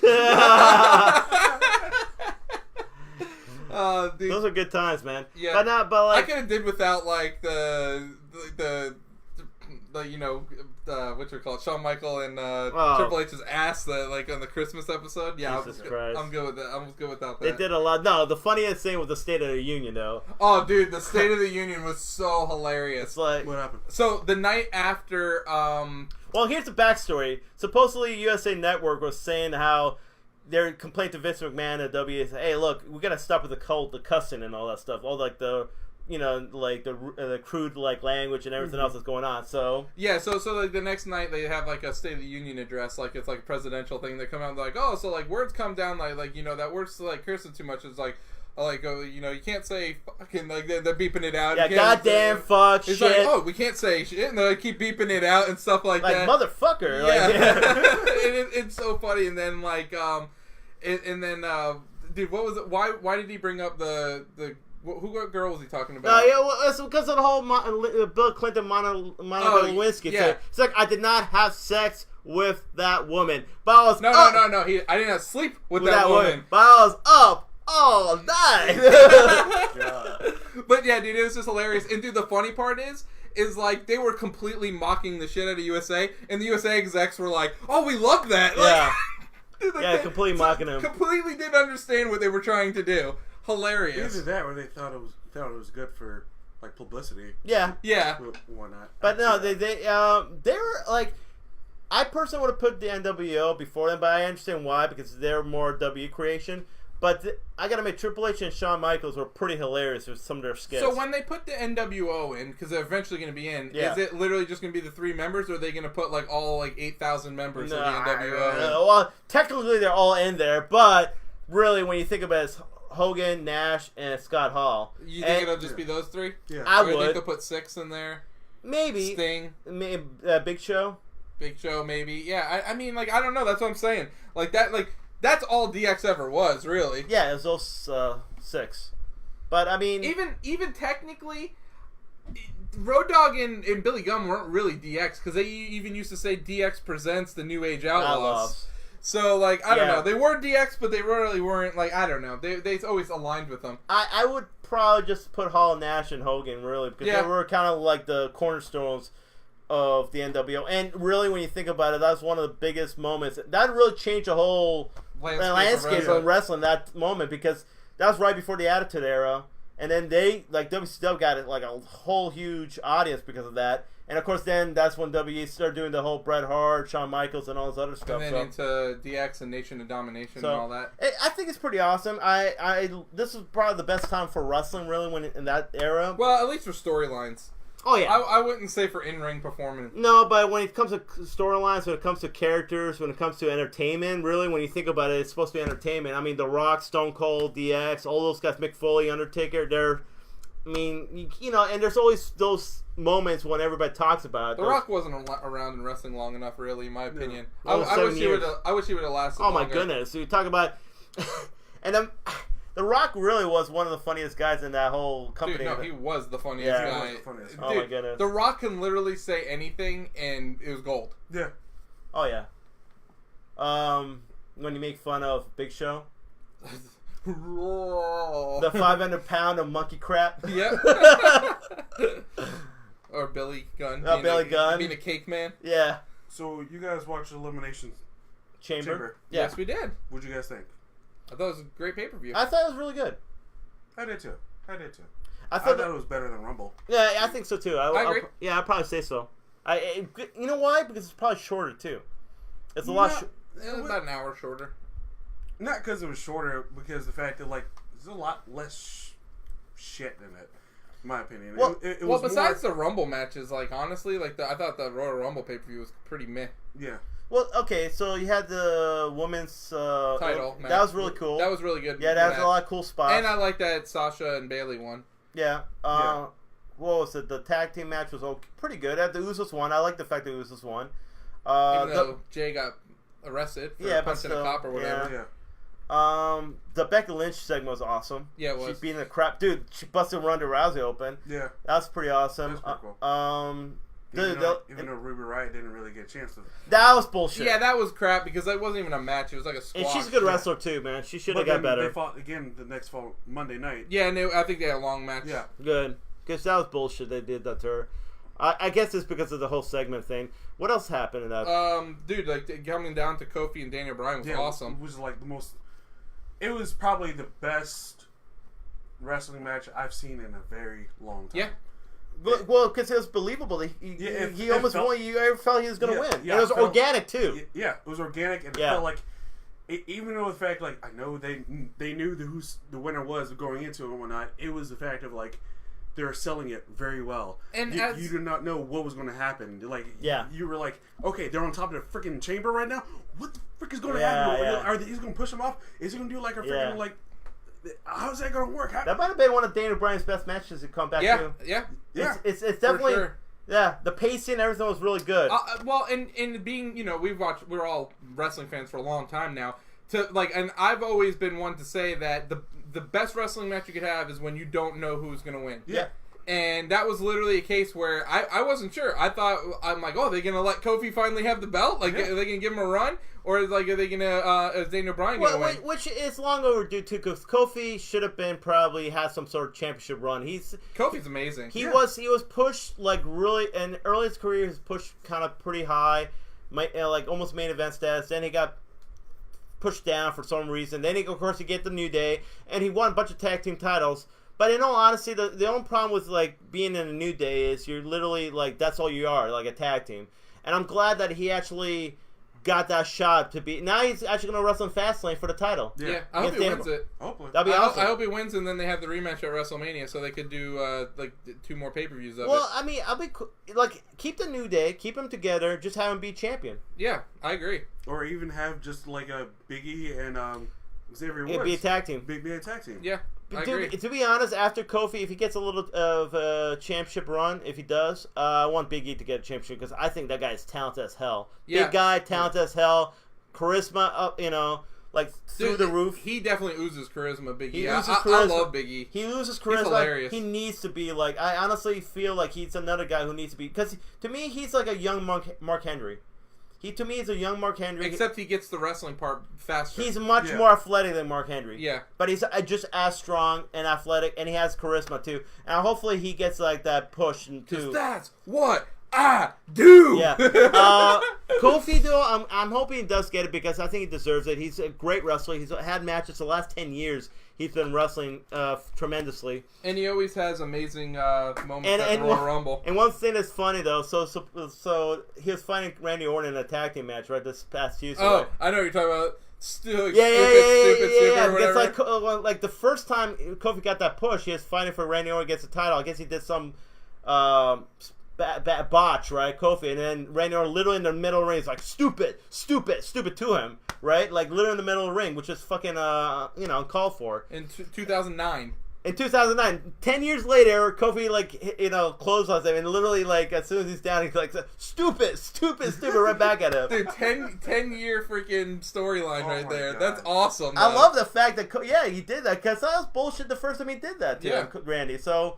And, of course, Randy is not the, star power he is now, so he can get away with that. So, we'll see what happens, guys. Yeah. I'm excited for it. Yeah. But what else we got here? Oh, our top 6. Top 6. The slightly off top 6. It is so huge. I need to stand right here. So, Oscars are coming up this week. Well, let's actually go to the whole Oscar thing. To the Oscars. So, Oscars coming up this week. But before we start top 6, I just want to... bring this up, so... Let's talk about 1994. 1994. Well, let's talk that in the end. Okay, we'll talk about 1994. But before we start the whole top 6, I want to mention the whole fact that I guess there's some controversy. Oh, I know what you're talking about now. Yeah, this past week and all that, supposedly the Academy decided, or tried to decide if, like, for the 2 categories, for Best Cinema and Best Editing, instead of showing it live, the winners, they want to, like, do it off, in the commercials. They want to, like, present the winners during the commercials, which kind of created this controversy. A lot of directors, like notable directors, like I believe Quentin Tarantino, Guillermo del Toro, Christopher Nolan, literally been like, you can't do that. You can't have an Oscars and say this is like for cinema without having cinematography and editing, because that literally is a cornerstone of filmmaking. Yeah. If without cinematography and editing, there is no damn movie. So how are you gonna have a award show about movies without having those two categories? Is this like the Oscars with the biggest backlash that you? It might be, because the whole Kevin Hart thing too. They have no freaking host because the whole Kevin Hart deal, which is bullshit. So is it? I heard a rumor that it's just going to be all Marvel characters that come out and present the awards. Is that true? I've heard that. I'm okay with that. I mean, it's on ABC, so I mean, it's Disney. So yeah, I heard it's just going to be like all the Marvel, and it's leading into Endgame. Yeah. So I mean, it kind of makes sense. Yeah, I think they need to do something because there has been a lot of backlash. I think they overturned it though, right? The whole cinematography. They are. They're going to show it now. Which they overturned that. I'm surprised they even had this discussion. Which is kind of annoying because I wish they were as outraged about the whole Kevin Hart thing too and got him back. I was outraged. But I'll be honest with you. After that happened, I don't even if people were outraged about it, I don't even think Kevin Hart would have. He didn't. He said he didn't want to apologize. And he said, "I'm done. I'm not doing." That's good for him. Good for him. I'm glad he actually stood to his ground. Because I'll be honest with you, dude. Like I thought that whole thing was so stupid. Like and I like Kevin Hart. He's a funny guy. So I wouldn't have mind seeing him host the Oscars. But anyway, are we gonna live post the winners this weekend, Chris? Are you gonna watch it? Was it Sunday? Yeah. Maybe. If I'm watching it, I'll live post some of the winners. Okay. I might watch it. Yeah, but I thought that was bullshit. So, but let's start with the top 6 biggest Oscar snubs. When we talk about movies that should have won an Oscar but did not. Now let's keep that in mind. Snubs. The word snubs. All right. We'll keep that in mind. So Goodfellas, number 1. Oh, not number 1, but this is no particular order. No particular order. So what was nominated the year that Godfather came out? You mean Goodfellas? Goodfellas. That's what I meant. 1990. You sure about that? Came out in 1990, right? Yes. All right, going down the list here. All right, just give me a second. No problemo. And we are. Why can't you just put the shit up top? Yeah, I know. Best Picture should be the first one. You think they'll put it on top? All right. Winner was Driving Miss Daisy. Are we sure that was the right year? Because I don't even see it nominated. It came out in 1990, right? So it would have been 91. No, 91. God damn it. I know, they do this shit to me all the time, too. What the fuck? Oh, shit. All right. Sorry for cussing so much. All right, here we go. And there we go. Okay. Winner, Dances with Wolves. Kevin Costner. Yep. The original Avatar. Awakenings. That's a great movie, by the way. That is Robin Williams, right? Ghost, yes. The Godfather Part 3. Why was that even nominated? Yeah, I know, right? And Goodfellas. Goodfellas should have won. Okay, so Goodfellas should have won, but I could also, in the same breath, say that Ghost and Awakenings also were better than Dances with Wolves. Have you seen Dances with Wolves? I have. I've seen parts of it. It's okay. It's a good movie. I'm not going to take anything away from it. It probably is way too long, though. It's like 3 hours. Yeah, 3 hour, whatever. It's okay. It's okay. But I'll be honest, though, when it comes to, like, okay, so what are we talking about? Like, let's say talk about movies nowadays. Like, let's say movies that has this stand the test of time kind of thing. Goodfellas to me. Ghost does. Ghost does. Because I just posted a freaking Valentine's freaking mashup last Thursday. I saw that, yeah. With Ghost on it. Unfortunately, I feel like Awakenings doesn't get any love anymore. No, it does not. Unfortunately, but that is a great movie. That is a good movie. That is a great movie. I don't hear anyone talking about Dances with Wolves anymore. No. But I do like Godfather 3 sucks, so I'm not going to talk about that. And then Goodfellas, though, that movie people still talk about. To this day, all the time. To this day. Really?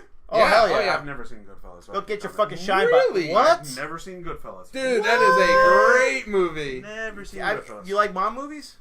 You like Godfather? You like like any mob movies? Casino. Yeah. I like Departed. Well, Yeah. same director. Well, yeah, I know that. I honestly, dude, really great movie. Great movie. But I thought like Departed was probably just a reenactment of Goodfellas. Just No, it's different. No, because it's less deals with police. Like the Departed deals with the police a whole lot more than this is more like the criminals. Yeah, they just focus on the criminals. Yeah, pretty much. I mean, it's funny though. How am I funny? Funny clown? That'll make you laugh? How the fuck I'm so fucking funny about me? What makes me so fucking funny?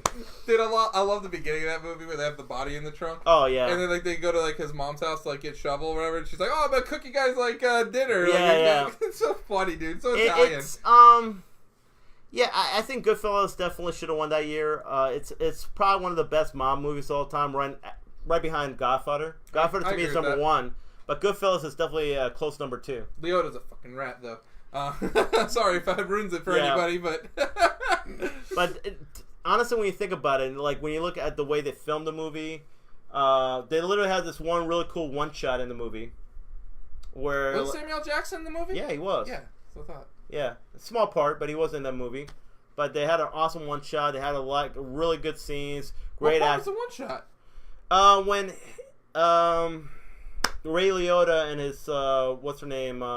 Oh, is that the one where they go outside and they see the helicopters? No, it's not the one where they go into the restaurant, the back room. Remember, they go through the kitchen and all that. Yeah, I'll have to watch that again because I love one shots. Yeah, and I don't really remember that one shot. But all right, you guys ready to go to talk about the next one? Yeah, let's go.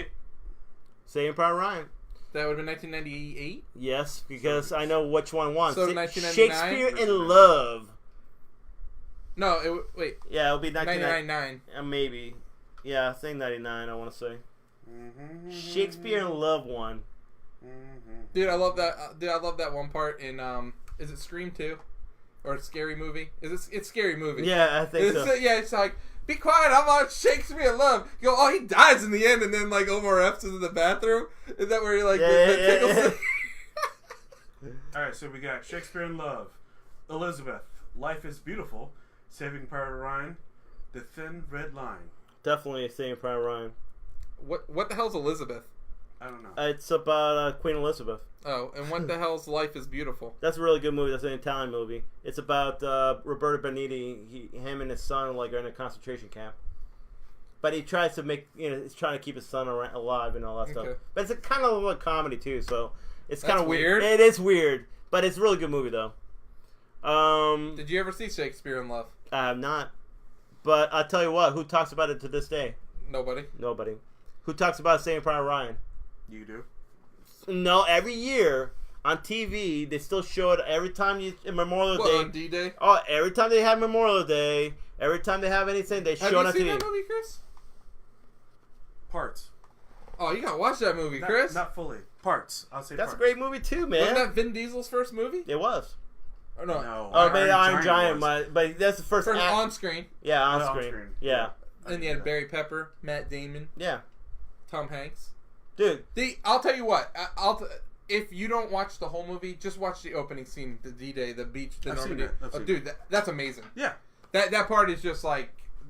And I always say... Because we talk about lasting appeal of movies. Yeah. How many times have you seen that spoofed?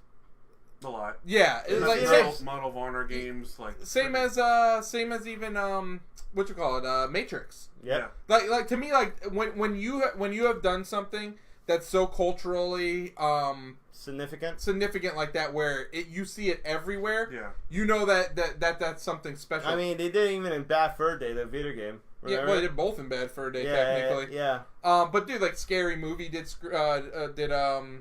Matrix. Matrix, yeah. So I mean, it's like everybody did Matrix at that. I remember even NFL got like the cameras to do the whole Matrix things around the quarterback. Remember that?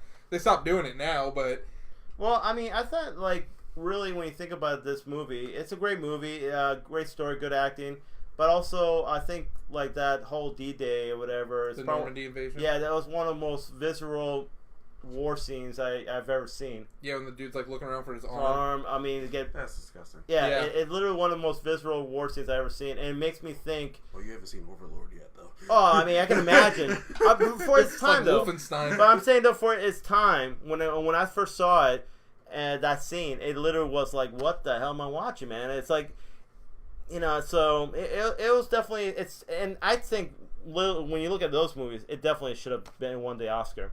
Over Shakespeare in Love. Two Towers. So Lord of the Ring.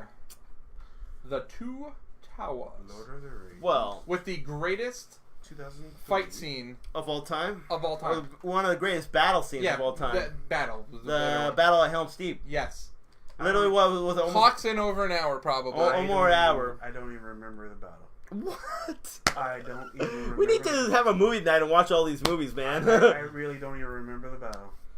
That's how lasting it was. Oh my goodness! I tell you what, though, that movie is definitely better than. Hold on. The winner that year was Chicago. I can tell you that. And I can tell you this. All right, here we go. Chicago, Gangs of New York, The Hours, Lord of the Rings, Two Towers, then Pianist. Gangs of New York and The Pianist are great movies. That could have definitely, like, if there was one, I probably wouldn't argue that much. Question for you: Are you against musicals then? Not really. I'm not against musicals. Because Moulin Rouge was actually nominated for a movie beforehand. Oh, I'm against Moulin Rouge. Okay, so you are against No, musicals. I'm not against musicals because I'll tell you what, I like Frozen. I watched Frozen. That's not really a musical. That's a musical. No, it's a Disney movie. I like West Side Story. I've seen West Side Story. Did you like... I like also... The Greatest Showman. I haven't watched that. I don't like musicals, and I very much enjoyed that movie. I like The Les Miserables. That's a good movie. Okay, that Did not see that. I'll tell you what movie is complete freaking garbage. Phantom of the Opera. He is boring. But here's my question, and the worst part is I actually liked the music in it. Just the movie sucked. Here's a question, though. I know. Would you rather watch Two Towers or would you rather watch Chicago? Oh, Two Towers. Any day. Really? You rather watch Chicago or Two Towers? What? Two Towers for me. Okay, watch it, over, done with, don't need to watch anymore. What? I don't need to watch it anymore. How often do you go back and watch Lord of the Rings? A few times, actually. I've watched it. Oh, yeah. I haven't watched it in the last 8 years, but I've watched it at least 4 times. And then we watch extended versions. Do you have any need or want to go back and watch them? I will eventually go back and watch it one more time, at least in my lifetime. Oh, okay. So, like, are you going to do the whole extended cut? Oh, yeah, of course. No, I'm not done yet. From Hobbit. No, I won't watch the 1, 2, 3. Hobbit's trash. Oh, I know it is. No, I wouldn't watch. I wouldn't watch a Hobbit. The only one I would watch is Desolation of Smog. That's the only one that's good out of all. Was that the second one? The second one. That's the only one that to me was good. I actually like that one. But the rest, no, the first one, the third one, yeah.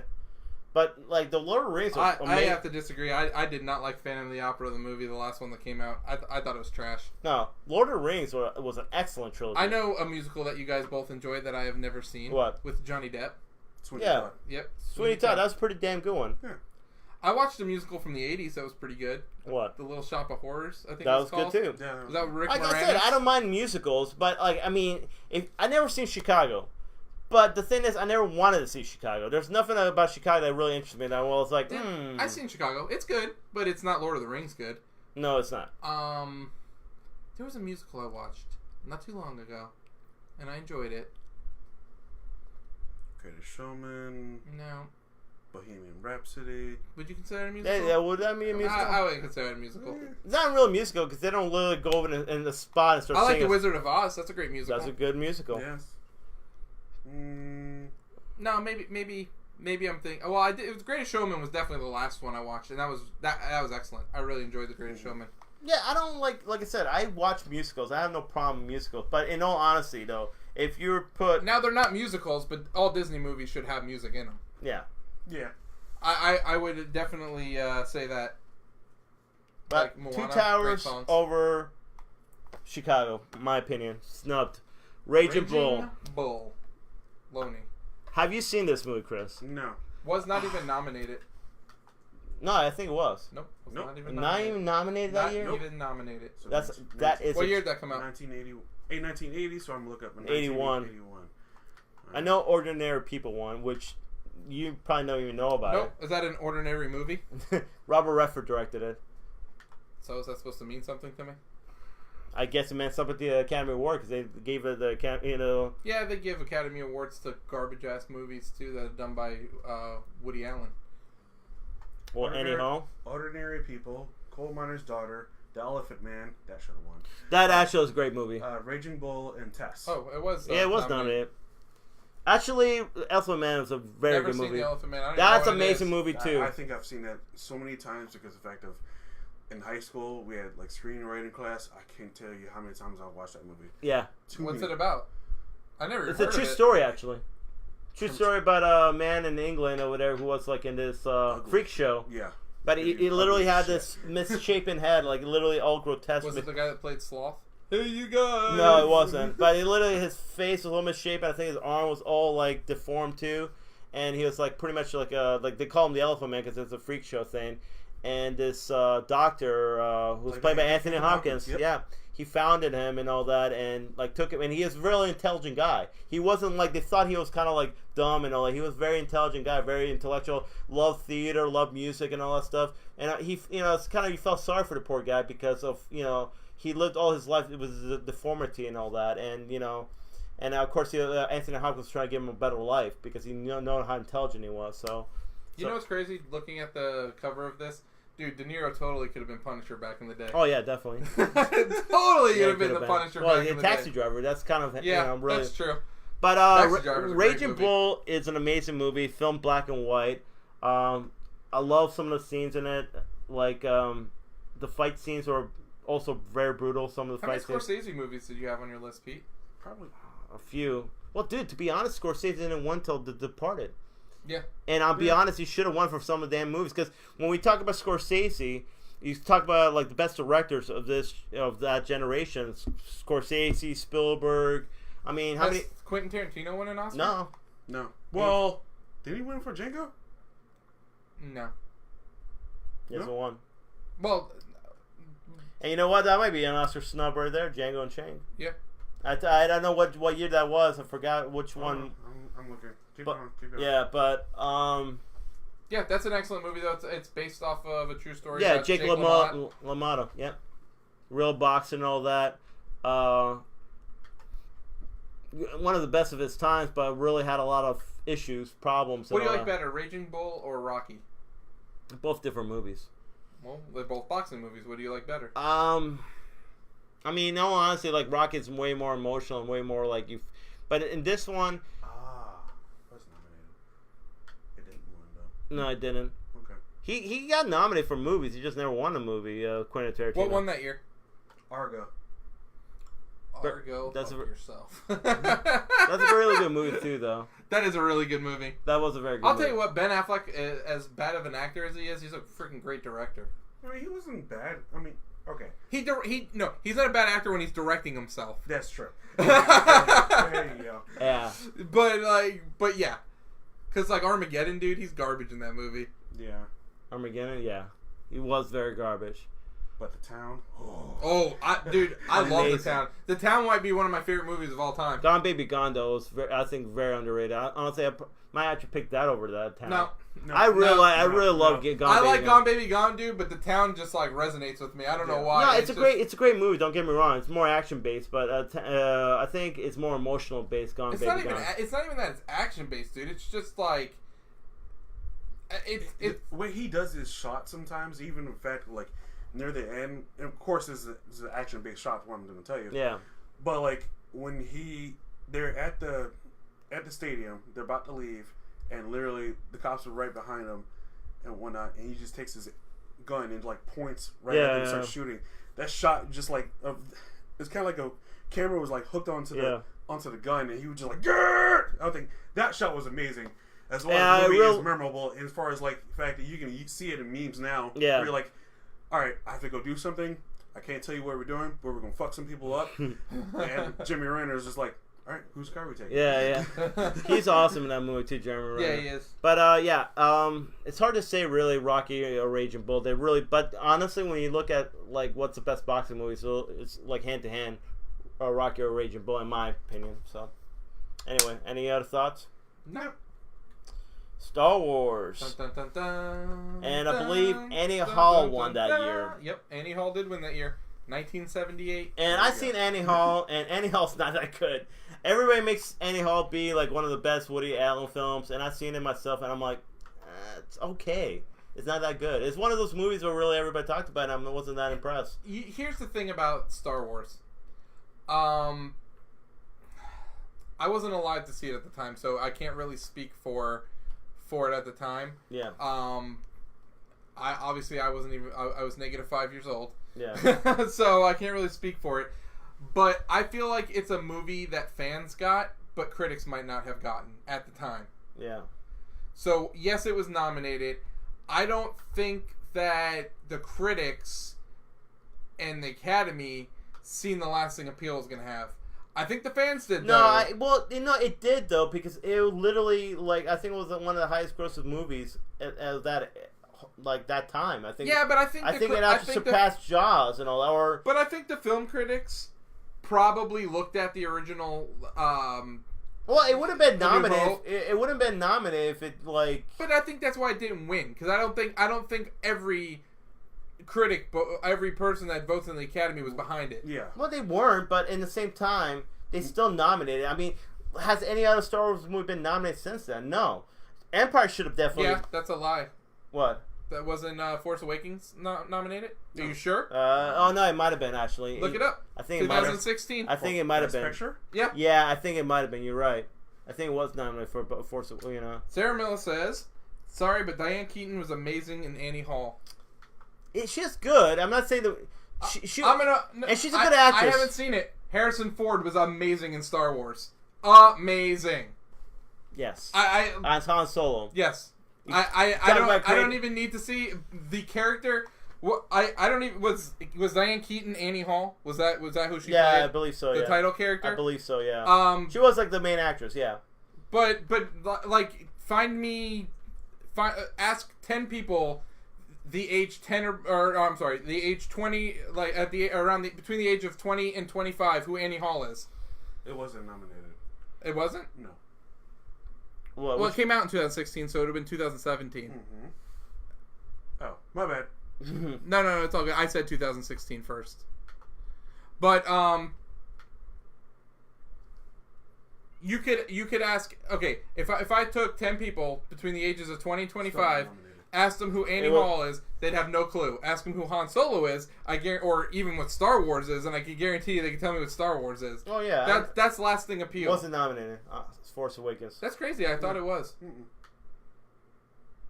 2017, Moonlight, Arrival, Fences. Damn, that was nominated. Hacksaw Ridge, Hell or High Water, Hidden Figures, La La Land, Lion, Manchester by the Sea. An Amazon movie. Mm-hmm.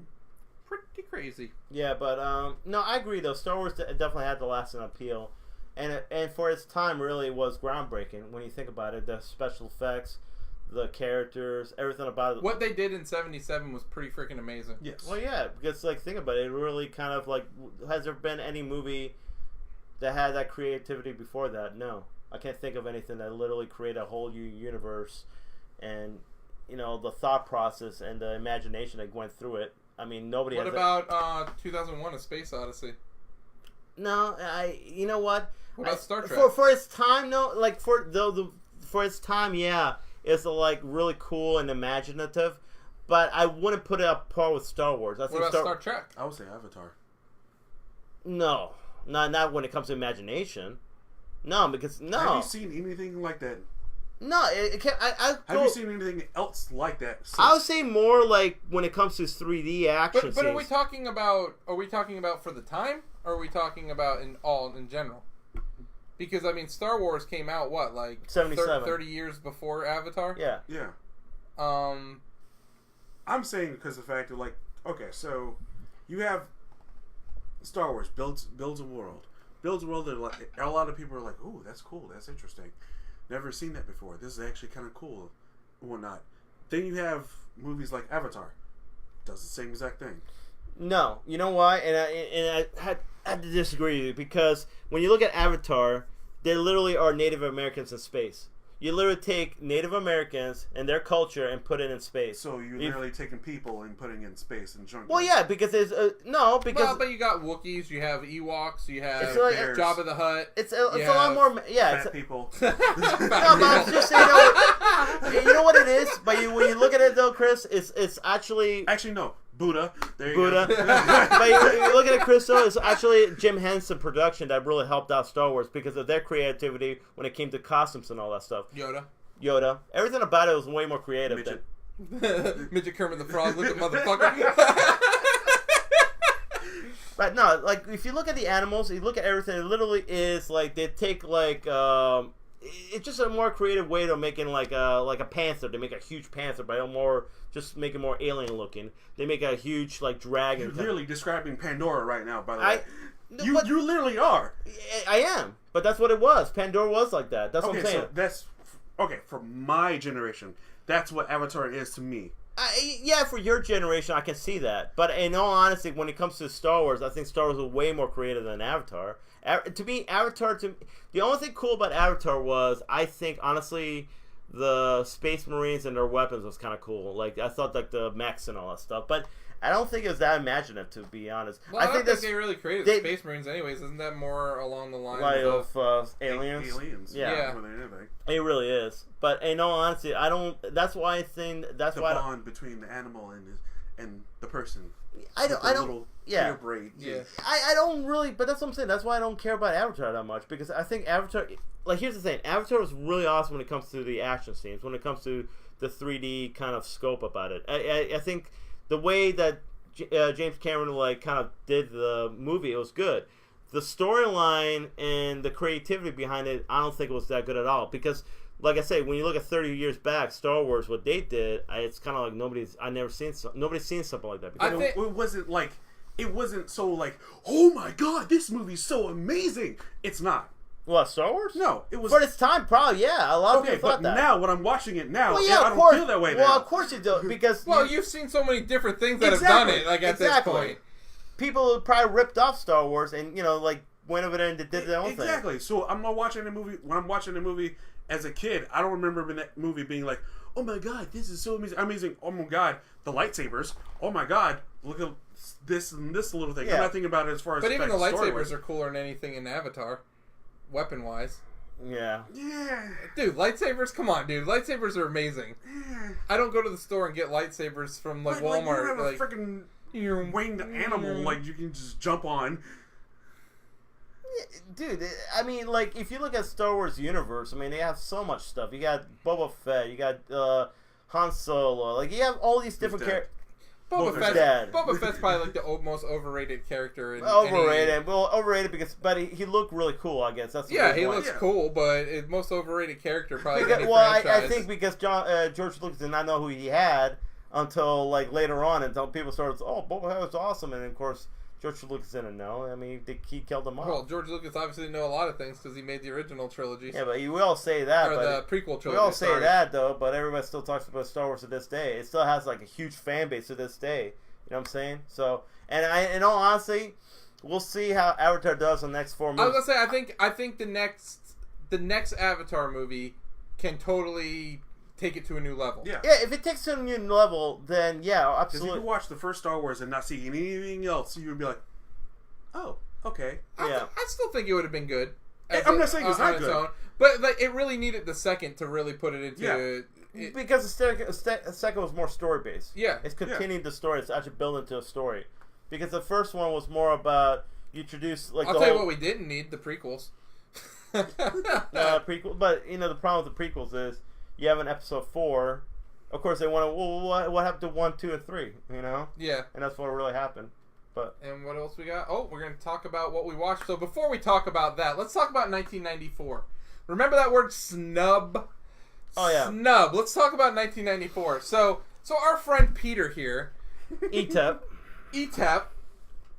feels that Pulp Fiction and Shawshank Redemption were snubbed in 1994. In my opinion. No, I don't say there's, like... You did say snubbed. You did say snubbed. Okay, if you look at... We're not looking at it like... No, we're looking at it that you said snubbed. No, it's fine. Here, I'm not taking my words back. I'm going to explain myself. Okay. All right? Now, don't get me wrong. I love Forrest Gump. I think it's a great movie. But if I look at Pulp Fiction or Shawshank Redemption... Like, if I compared those movies, I might say those movies are better than that one.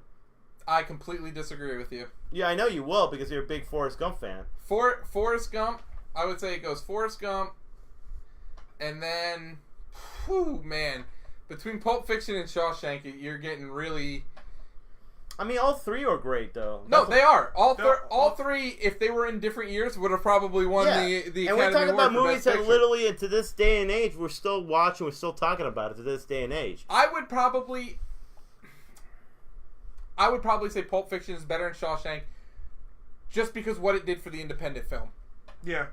But Pulp Fiction was independent at that time too. That's what I said. Oh, I see. Pulp Fiction's better than Shawshank for. Yeah. Okay, gotcha. Because of what it did for the independent film. But the funny thing about Shawshank, when you talk about a movie that literally is shown on television all the damn time. Shawshank got popular for the same reason It's a Wonderful Life got popular. Yeah. Because if you keep showing the same shit to people, they're eventually going to like it. Not saying that they're shit, but no, you can't say that. Though. No, dude, I guarantee you, if I give you a Backstreet Boys album or an NSYNC album, and that's all you can listen to, I guarantee you, within the a month, you're gonna start singing the fucking songs. It's a good feel good. You're gonna be like, "Quit playing games with my heart." I know you are, bro. That's such a shitty way to. My heart. That's a when really. I'm with you. Oh, so you think? So why come they don't show Forrest Gump all the time then? It's too They long. do. It's not too long. It's the same fucking length, man. What are you talking about? People can't handle the awesomeness come on, that man. is Forrest Gump. Dude, All Shawshank right, Redemption is a much... Dude, if you look at IMDb, I guarantee you, look at IMDb or look at whatever, which one's a higher rated movie? Like, comes with viewership. I guarantee you Shawshank has a 9.3. And what does Forrest Gump have? Now you're asking me to trust internet trolls. 8.8. Shawshank is rated higher than Forrest Gump. Internet trolls. Oh, yeah, of course, internet troll. And Pulp Fiction, 8.9.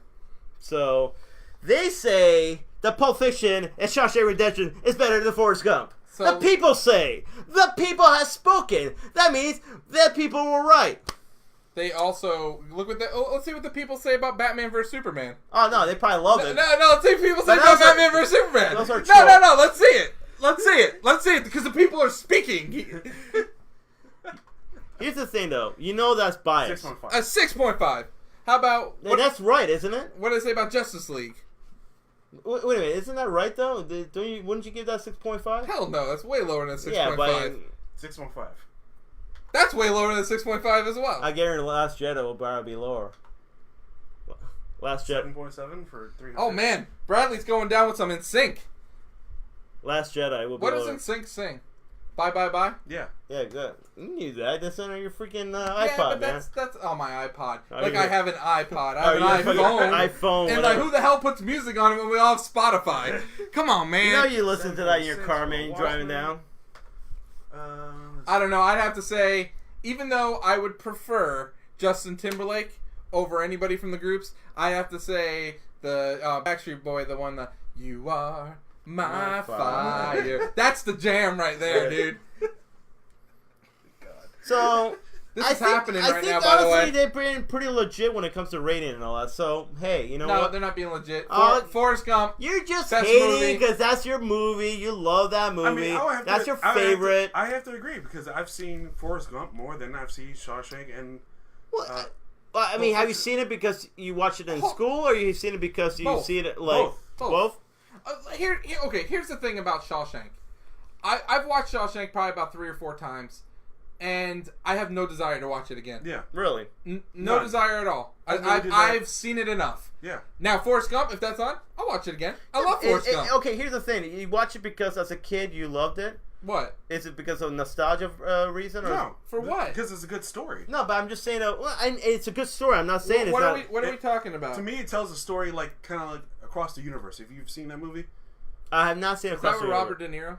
No. What am I thinking of? I have no idea what you're thinking of. I don't know what you're. Across the Universe is also a musical. it's like dude, come on. There's like a what the hell is it called? Star something maybe? Stardust. Stardust. Oh my god. That's a really good film, actually. There we go. That's actually on Netflix right now. Across the Universe, Stardust. Yeah, that's not even close, man. Come not on. in the same ball. Not even the same ball field, man. When's the boy band album coming out? I need more in sync. What else do they sing besides Bye Bye Bye, guys? Oh my god, you made me pull up my Spotify right now? Okay, hold on. What else do they sing? Oh my I got it all night long. Oh my goodness. I just don't know what else they sing. Why don't you bring out your guitar and start playing songs? Bye bye bye. This I promise you, it's gonna be me. It's gonna be me. Tearing up my heart. Was that in sync? Yeah. Should I 5 more? Merry What, you thought it was Christmas. I want you back. Pop. Gone. Girlfriend. Which one's Girlfriend? Girlfriend is the one they did, and then they did a remix with Nia. Nelly. That's what it is. I might have to say that Backstreet was a little bit better than NSYNC. I do Really? like JT though. What? Hold on. I gotta go back. All right. Backstreet's back, bro. So- All right. Anyways, so you. How about Pulp Fiction? Is that not watchable too? You wouldn't watch it a bunch of times? I've seen Pulp Fiction probably about 6 or 7 times, and I would have to say, just for Sam Jackson's character, I would watch it again gladly. Well, Sam Jackson's character in Pulp Fiction is the greatest thing ever. yeah. You know what's crazy about I it? love Sam Jackson's character in that movie. From what I understand, though, like Sam Jackson was definitely like he was gonna get that role, right? And I guess supposedly he did, like he already knew he was gonna get the role, but supposedly his audition wasn't that good, and he's, I guess Frontier warned him, hey man, you gotta do your shit right, or else you're not gonna get this role, and of course he did, and like dude, he literally Dude stole the show. he should have got a supporting actor. I'm not gonna lie though. Got best The supporting only actor. thing that would keep me from watching Pulp Fiction is that weird shit towards the end of the movie where that guy's like, Getting raped. yeah, that's some weird shit Yeah, going but down in that. I'll part be of honest. the movie. Honestly, storyline wise, it made sense because you know those guys hate each other, want to kill each other, and of course this guy's getting Dude, was it Ving Rhames? yeah. Dude, I fucking love Ving Rhames that movie too, man. Oh, dude, there's so many good characters in that movie. I know it's a great movie, great lines too. Still, Pulp Fiction's better though. I mean, Forrest Gump's better. Lieutenant Dan, ice cream. Don't get me wrong, all three I movies. might be stupid, but I do know what love is, Jenny. I'll be honest, dude. If any of those three movies won, I don't think nobody would really have that big of a problem with. Which is why they shouldn't have been on the snub list. You ready? I want it that way. Great song. Shape of My Heart. No Place. Don't know how Everybody, No. which is Backstreet's Back. As Long as You Love Me. Chances. Don't Go Breaking My Heart. You love me. Quit Playing Games.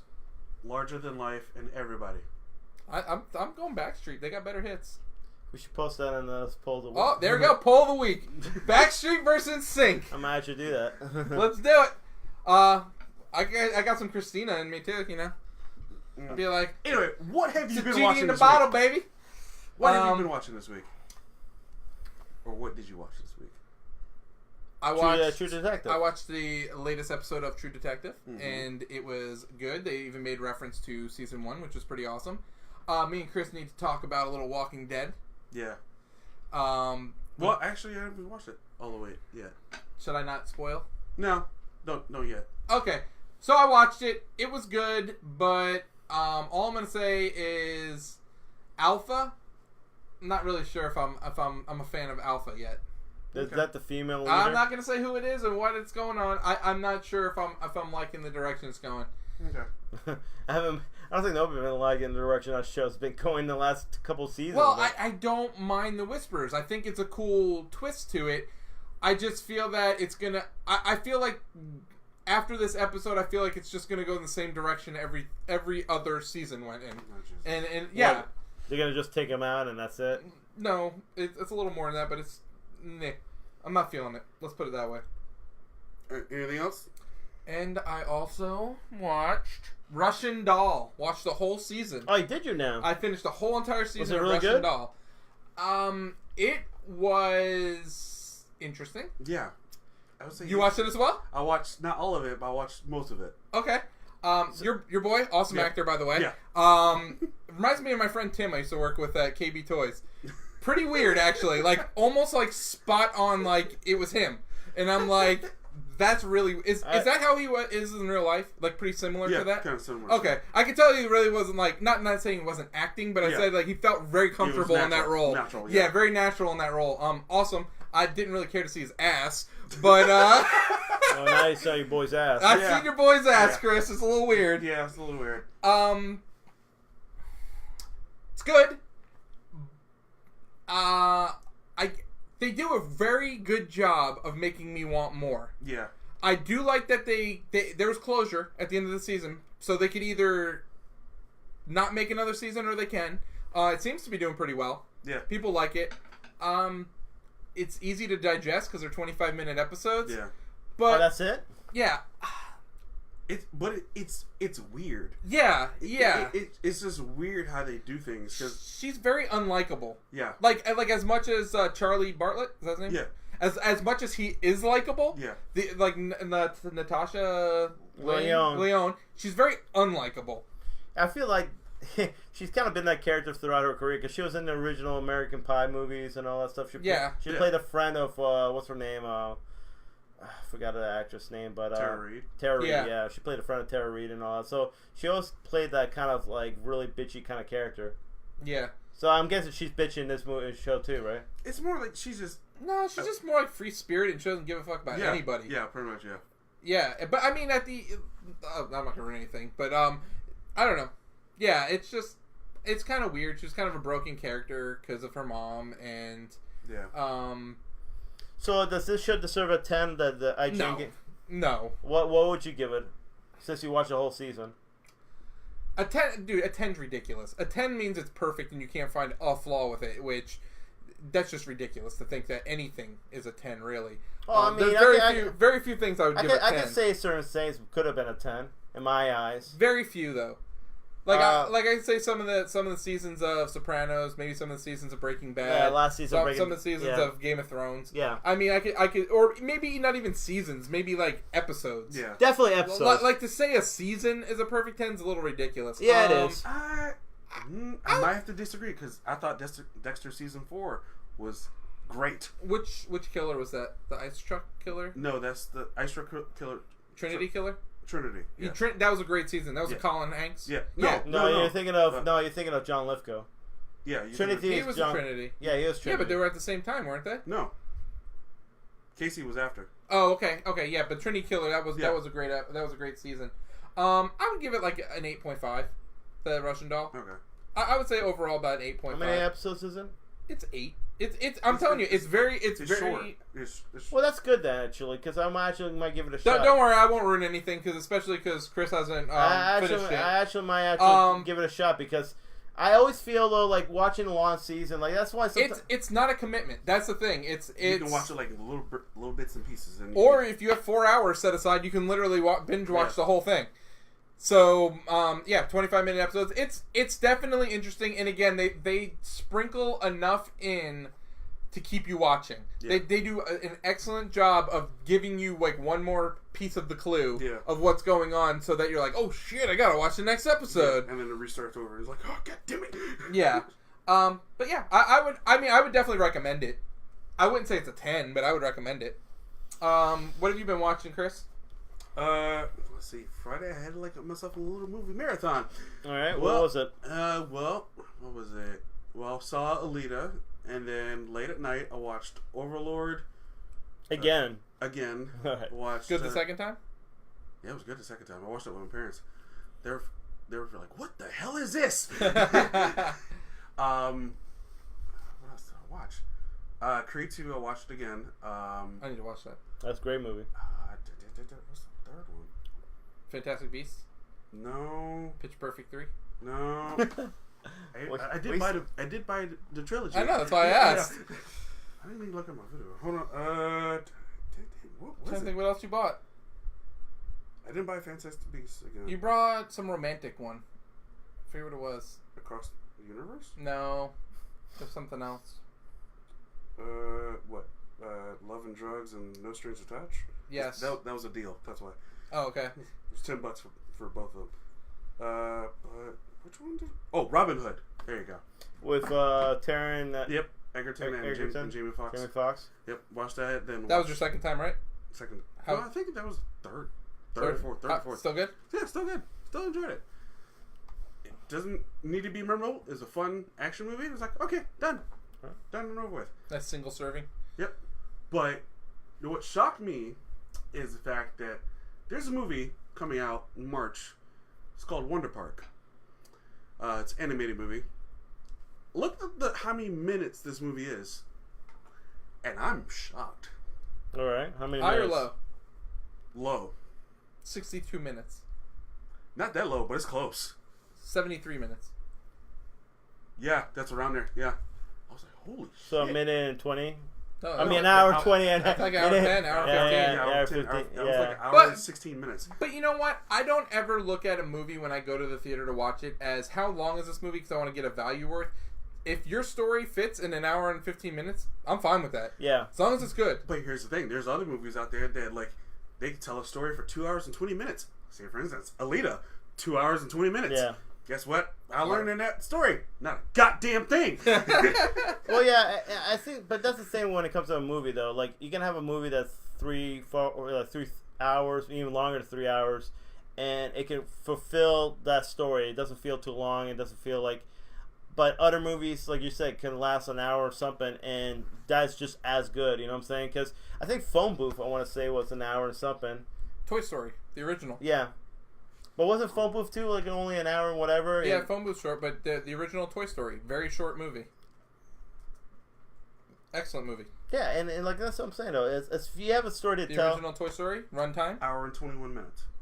That's, yep, perfect. It doesn't need to be any longer than that. It doesn't. Because you already told your story, you know. Phone Booth?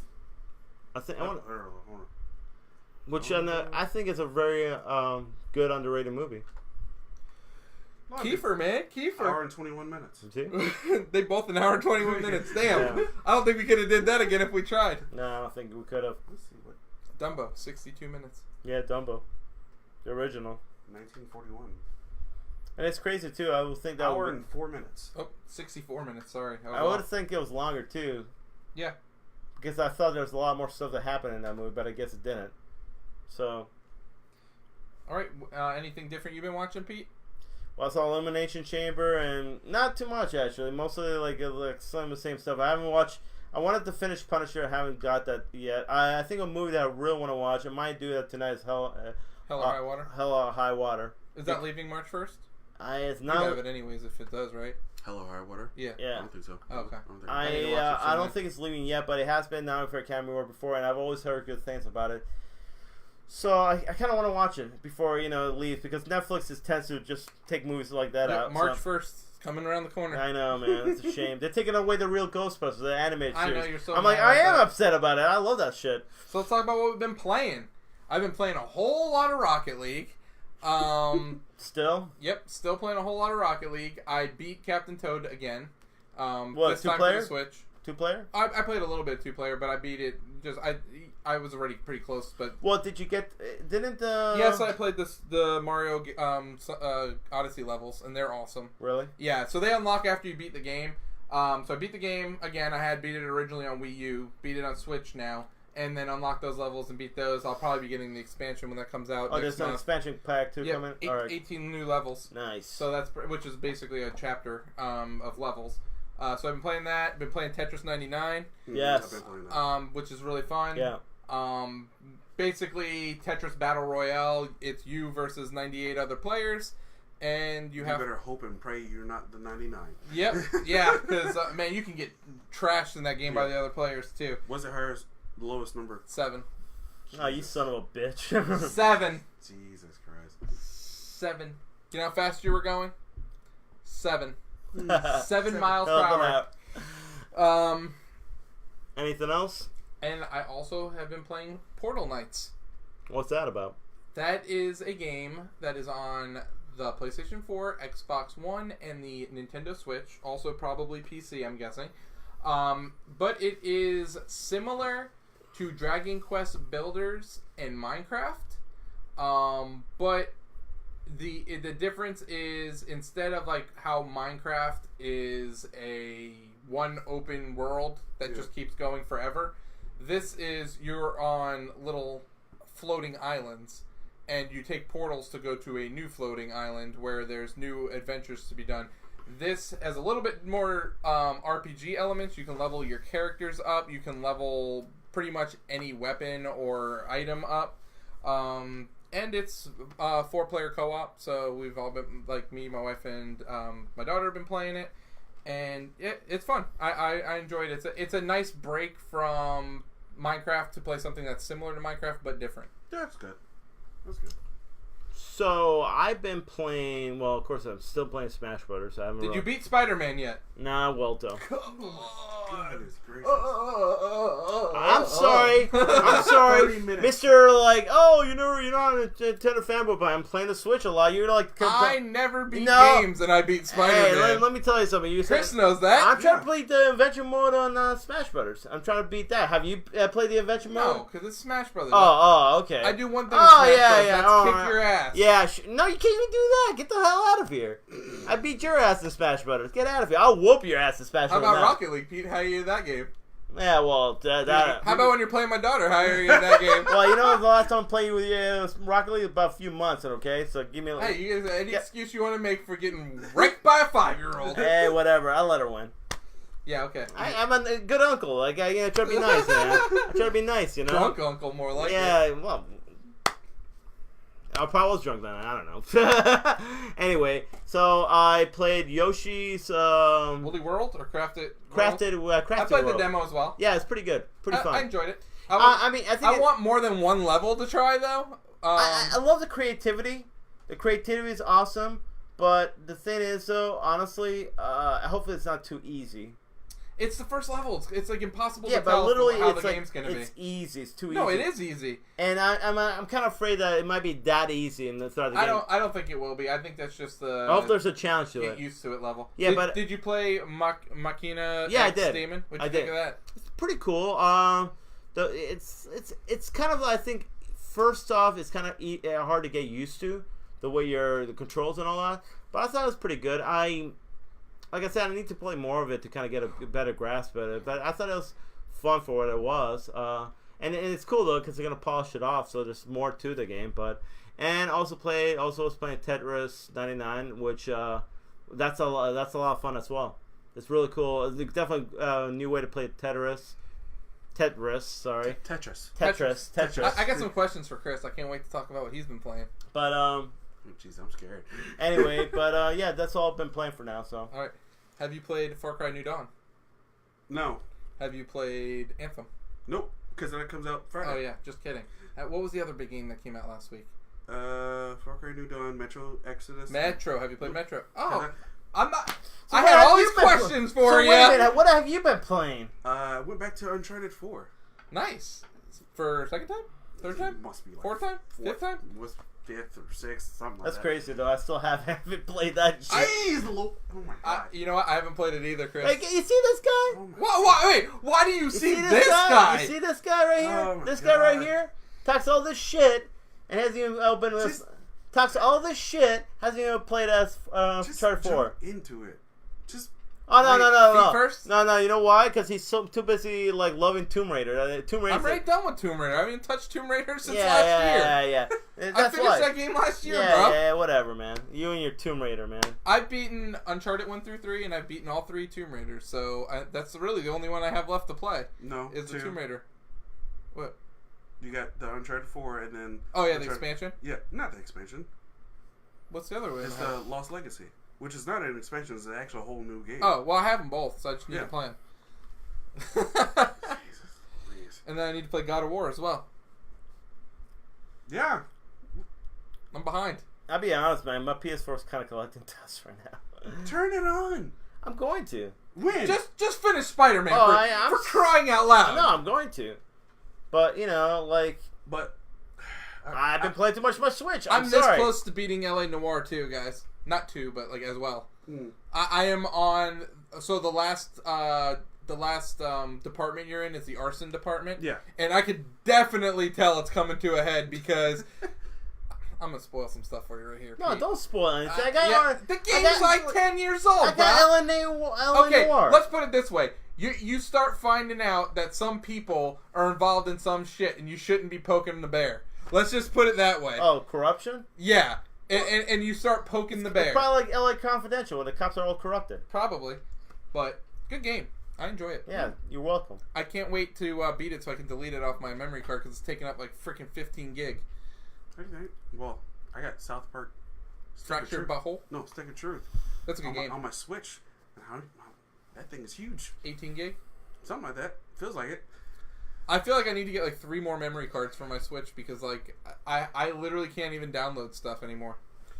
But other than that, I've been playing a little bit of Assassin's Creed Odyssey, Uncharted 4. Dude, you know what's hilarious? I was gonna actually ask you. I'm like, dude, I see everybody playing Odyssey.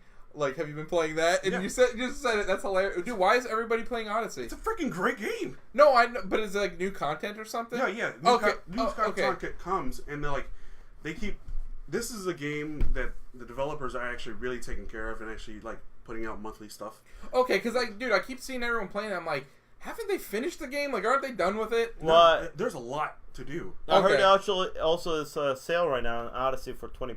Yeah, you can get Odyssey for $20 right now. It's worth it. Definitely. I should definitely get it on the Xbox. It will like. You can get it on Xbox. I don't care if you get it on Xbox or not. I mean, you may look better, but no, I won't want. Not on mine. I don't got an X. No. X is gonna give it to you. It's true. X ain't gonna give it to you because you're gonna pay that $500. Well, or $400 or $389 the other day. Yeah, $389. Yeah, Odyssey is great. I mean, there's so much to do. I feel like a story mission or like a side mission is exactly like a story mission.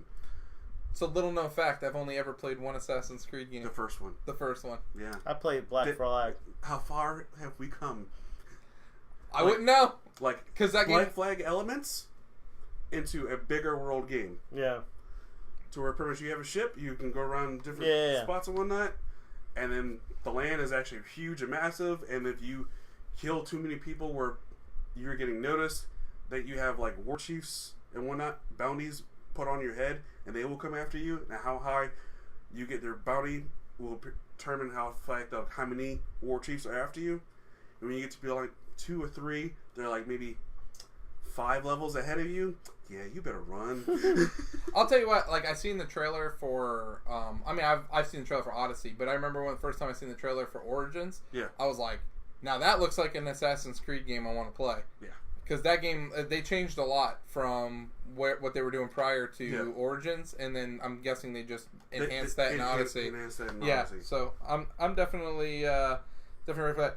All right, Bradley, we're actually heading out shortly too, man. Thanks, Bradley. So thanks for stopping in. And, thanks, man. Appreciate it, brother. And hanging out. You have to watch Star Wars with us. We'll be doing but that's about it. I will be playing Anthem on Friday after fighting with my family.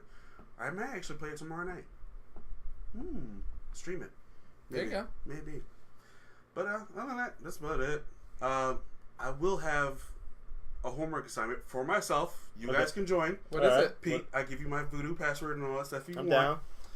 I will be watching all of the Best Picture nominees that are available to watch.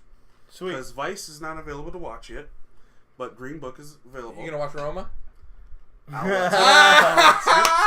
To watch Roma, I will go back and watch Roma. I'll tell you what, I'll watch Roma too. How about that, man? I'll go back and watch all the nominees, and I'll say who should have won. Yeah, next week's episode. All right, I'll try to do that as well. Yeah, it's coming on next Sunday, so that means you gotta rewatch this Sunday, Black Panther. I'm fine rewatching Black Panther. It's still on Netflix, right? Yeah, Black Panther's still on Netflix. But it doesn't matter. Like, I'll give you my voodoo pass. It's on there. You know? All right, cool, man. Sweet. That's what we like to call the Chris King Video Library. Because I buy like a movie every week. Anyways, guys, so that'll be our homework assignment. If you guys want to join in the discussion for Best Oscar Picture, next week we will have the actual winner, and then we will be discussing what we felt should have won after watching all the movies. All right. So we'll have that. We'll have plenty of news coming into next week, I'm sure, just like we do every week. Yeah. Other than that, catch us on Spotify, catch us on YouTube, catch us on Apple Music, podcasts, Instagram. Yeah, we're all over the place. Twitter. Again, we need to at some point put all links to our stuff for everybody, all our fans out there to actually get to. Yeah. The Boy Band album will be coming out June 21st, so keep an eye. What the hell that happened? I don't actually. That part's a lie. I'm just making this shit up as I'm going, but it sounded pretty real. Anyways, guys, we'll catch you next Wednesday night. I'm the Real Ant-Man. Eats up. King Black Cherry. Peace out, guys. Later.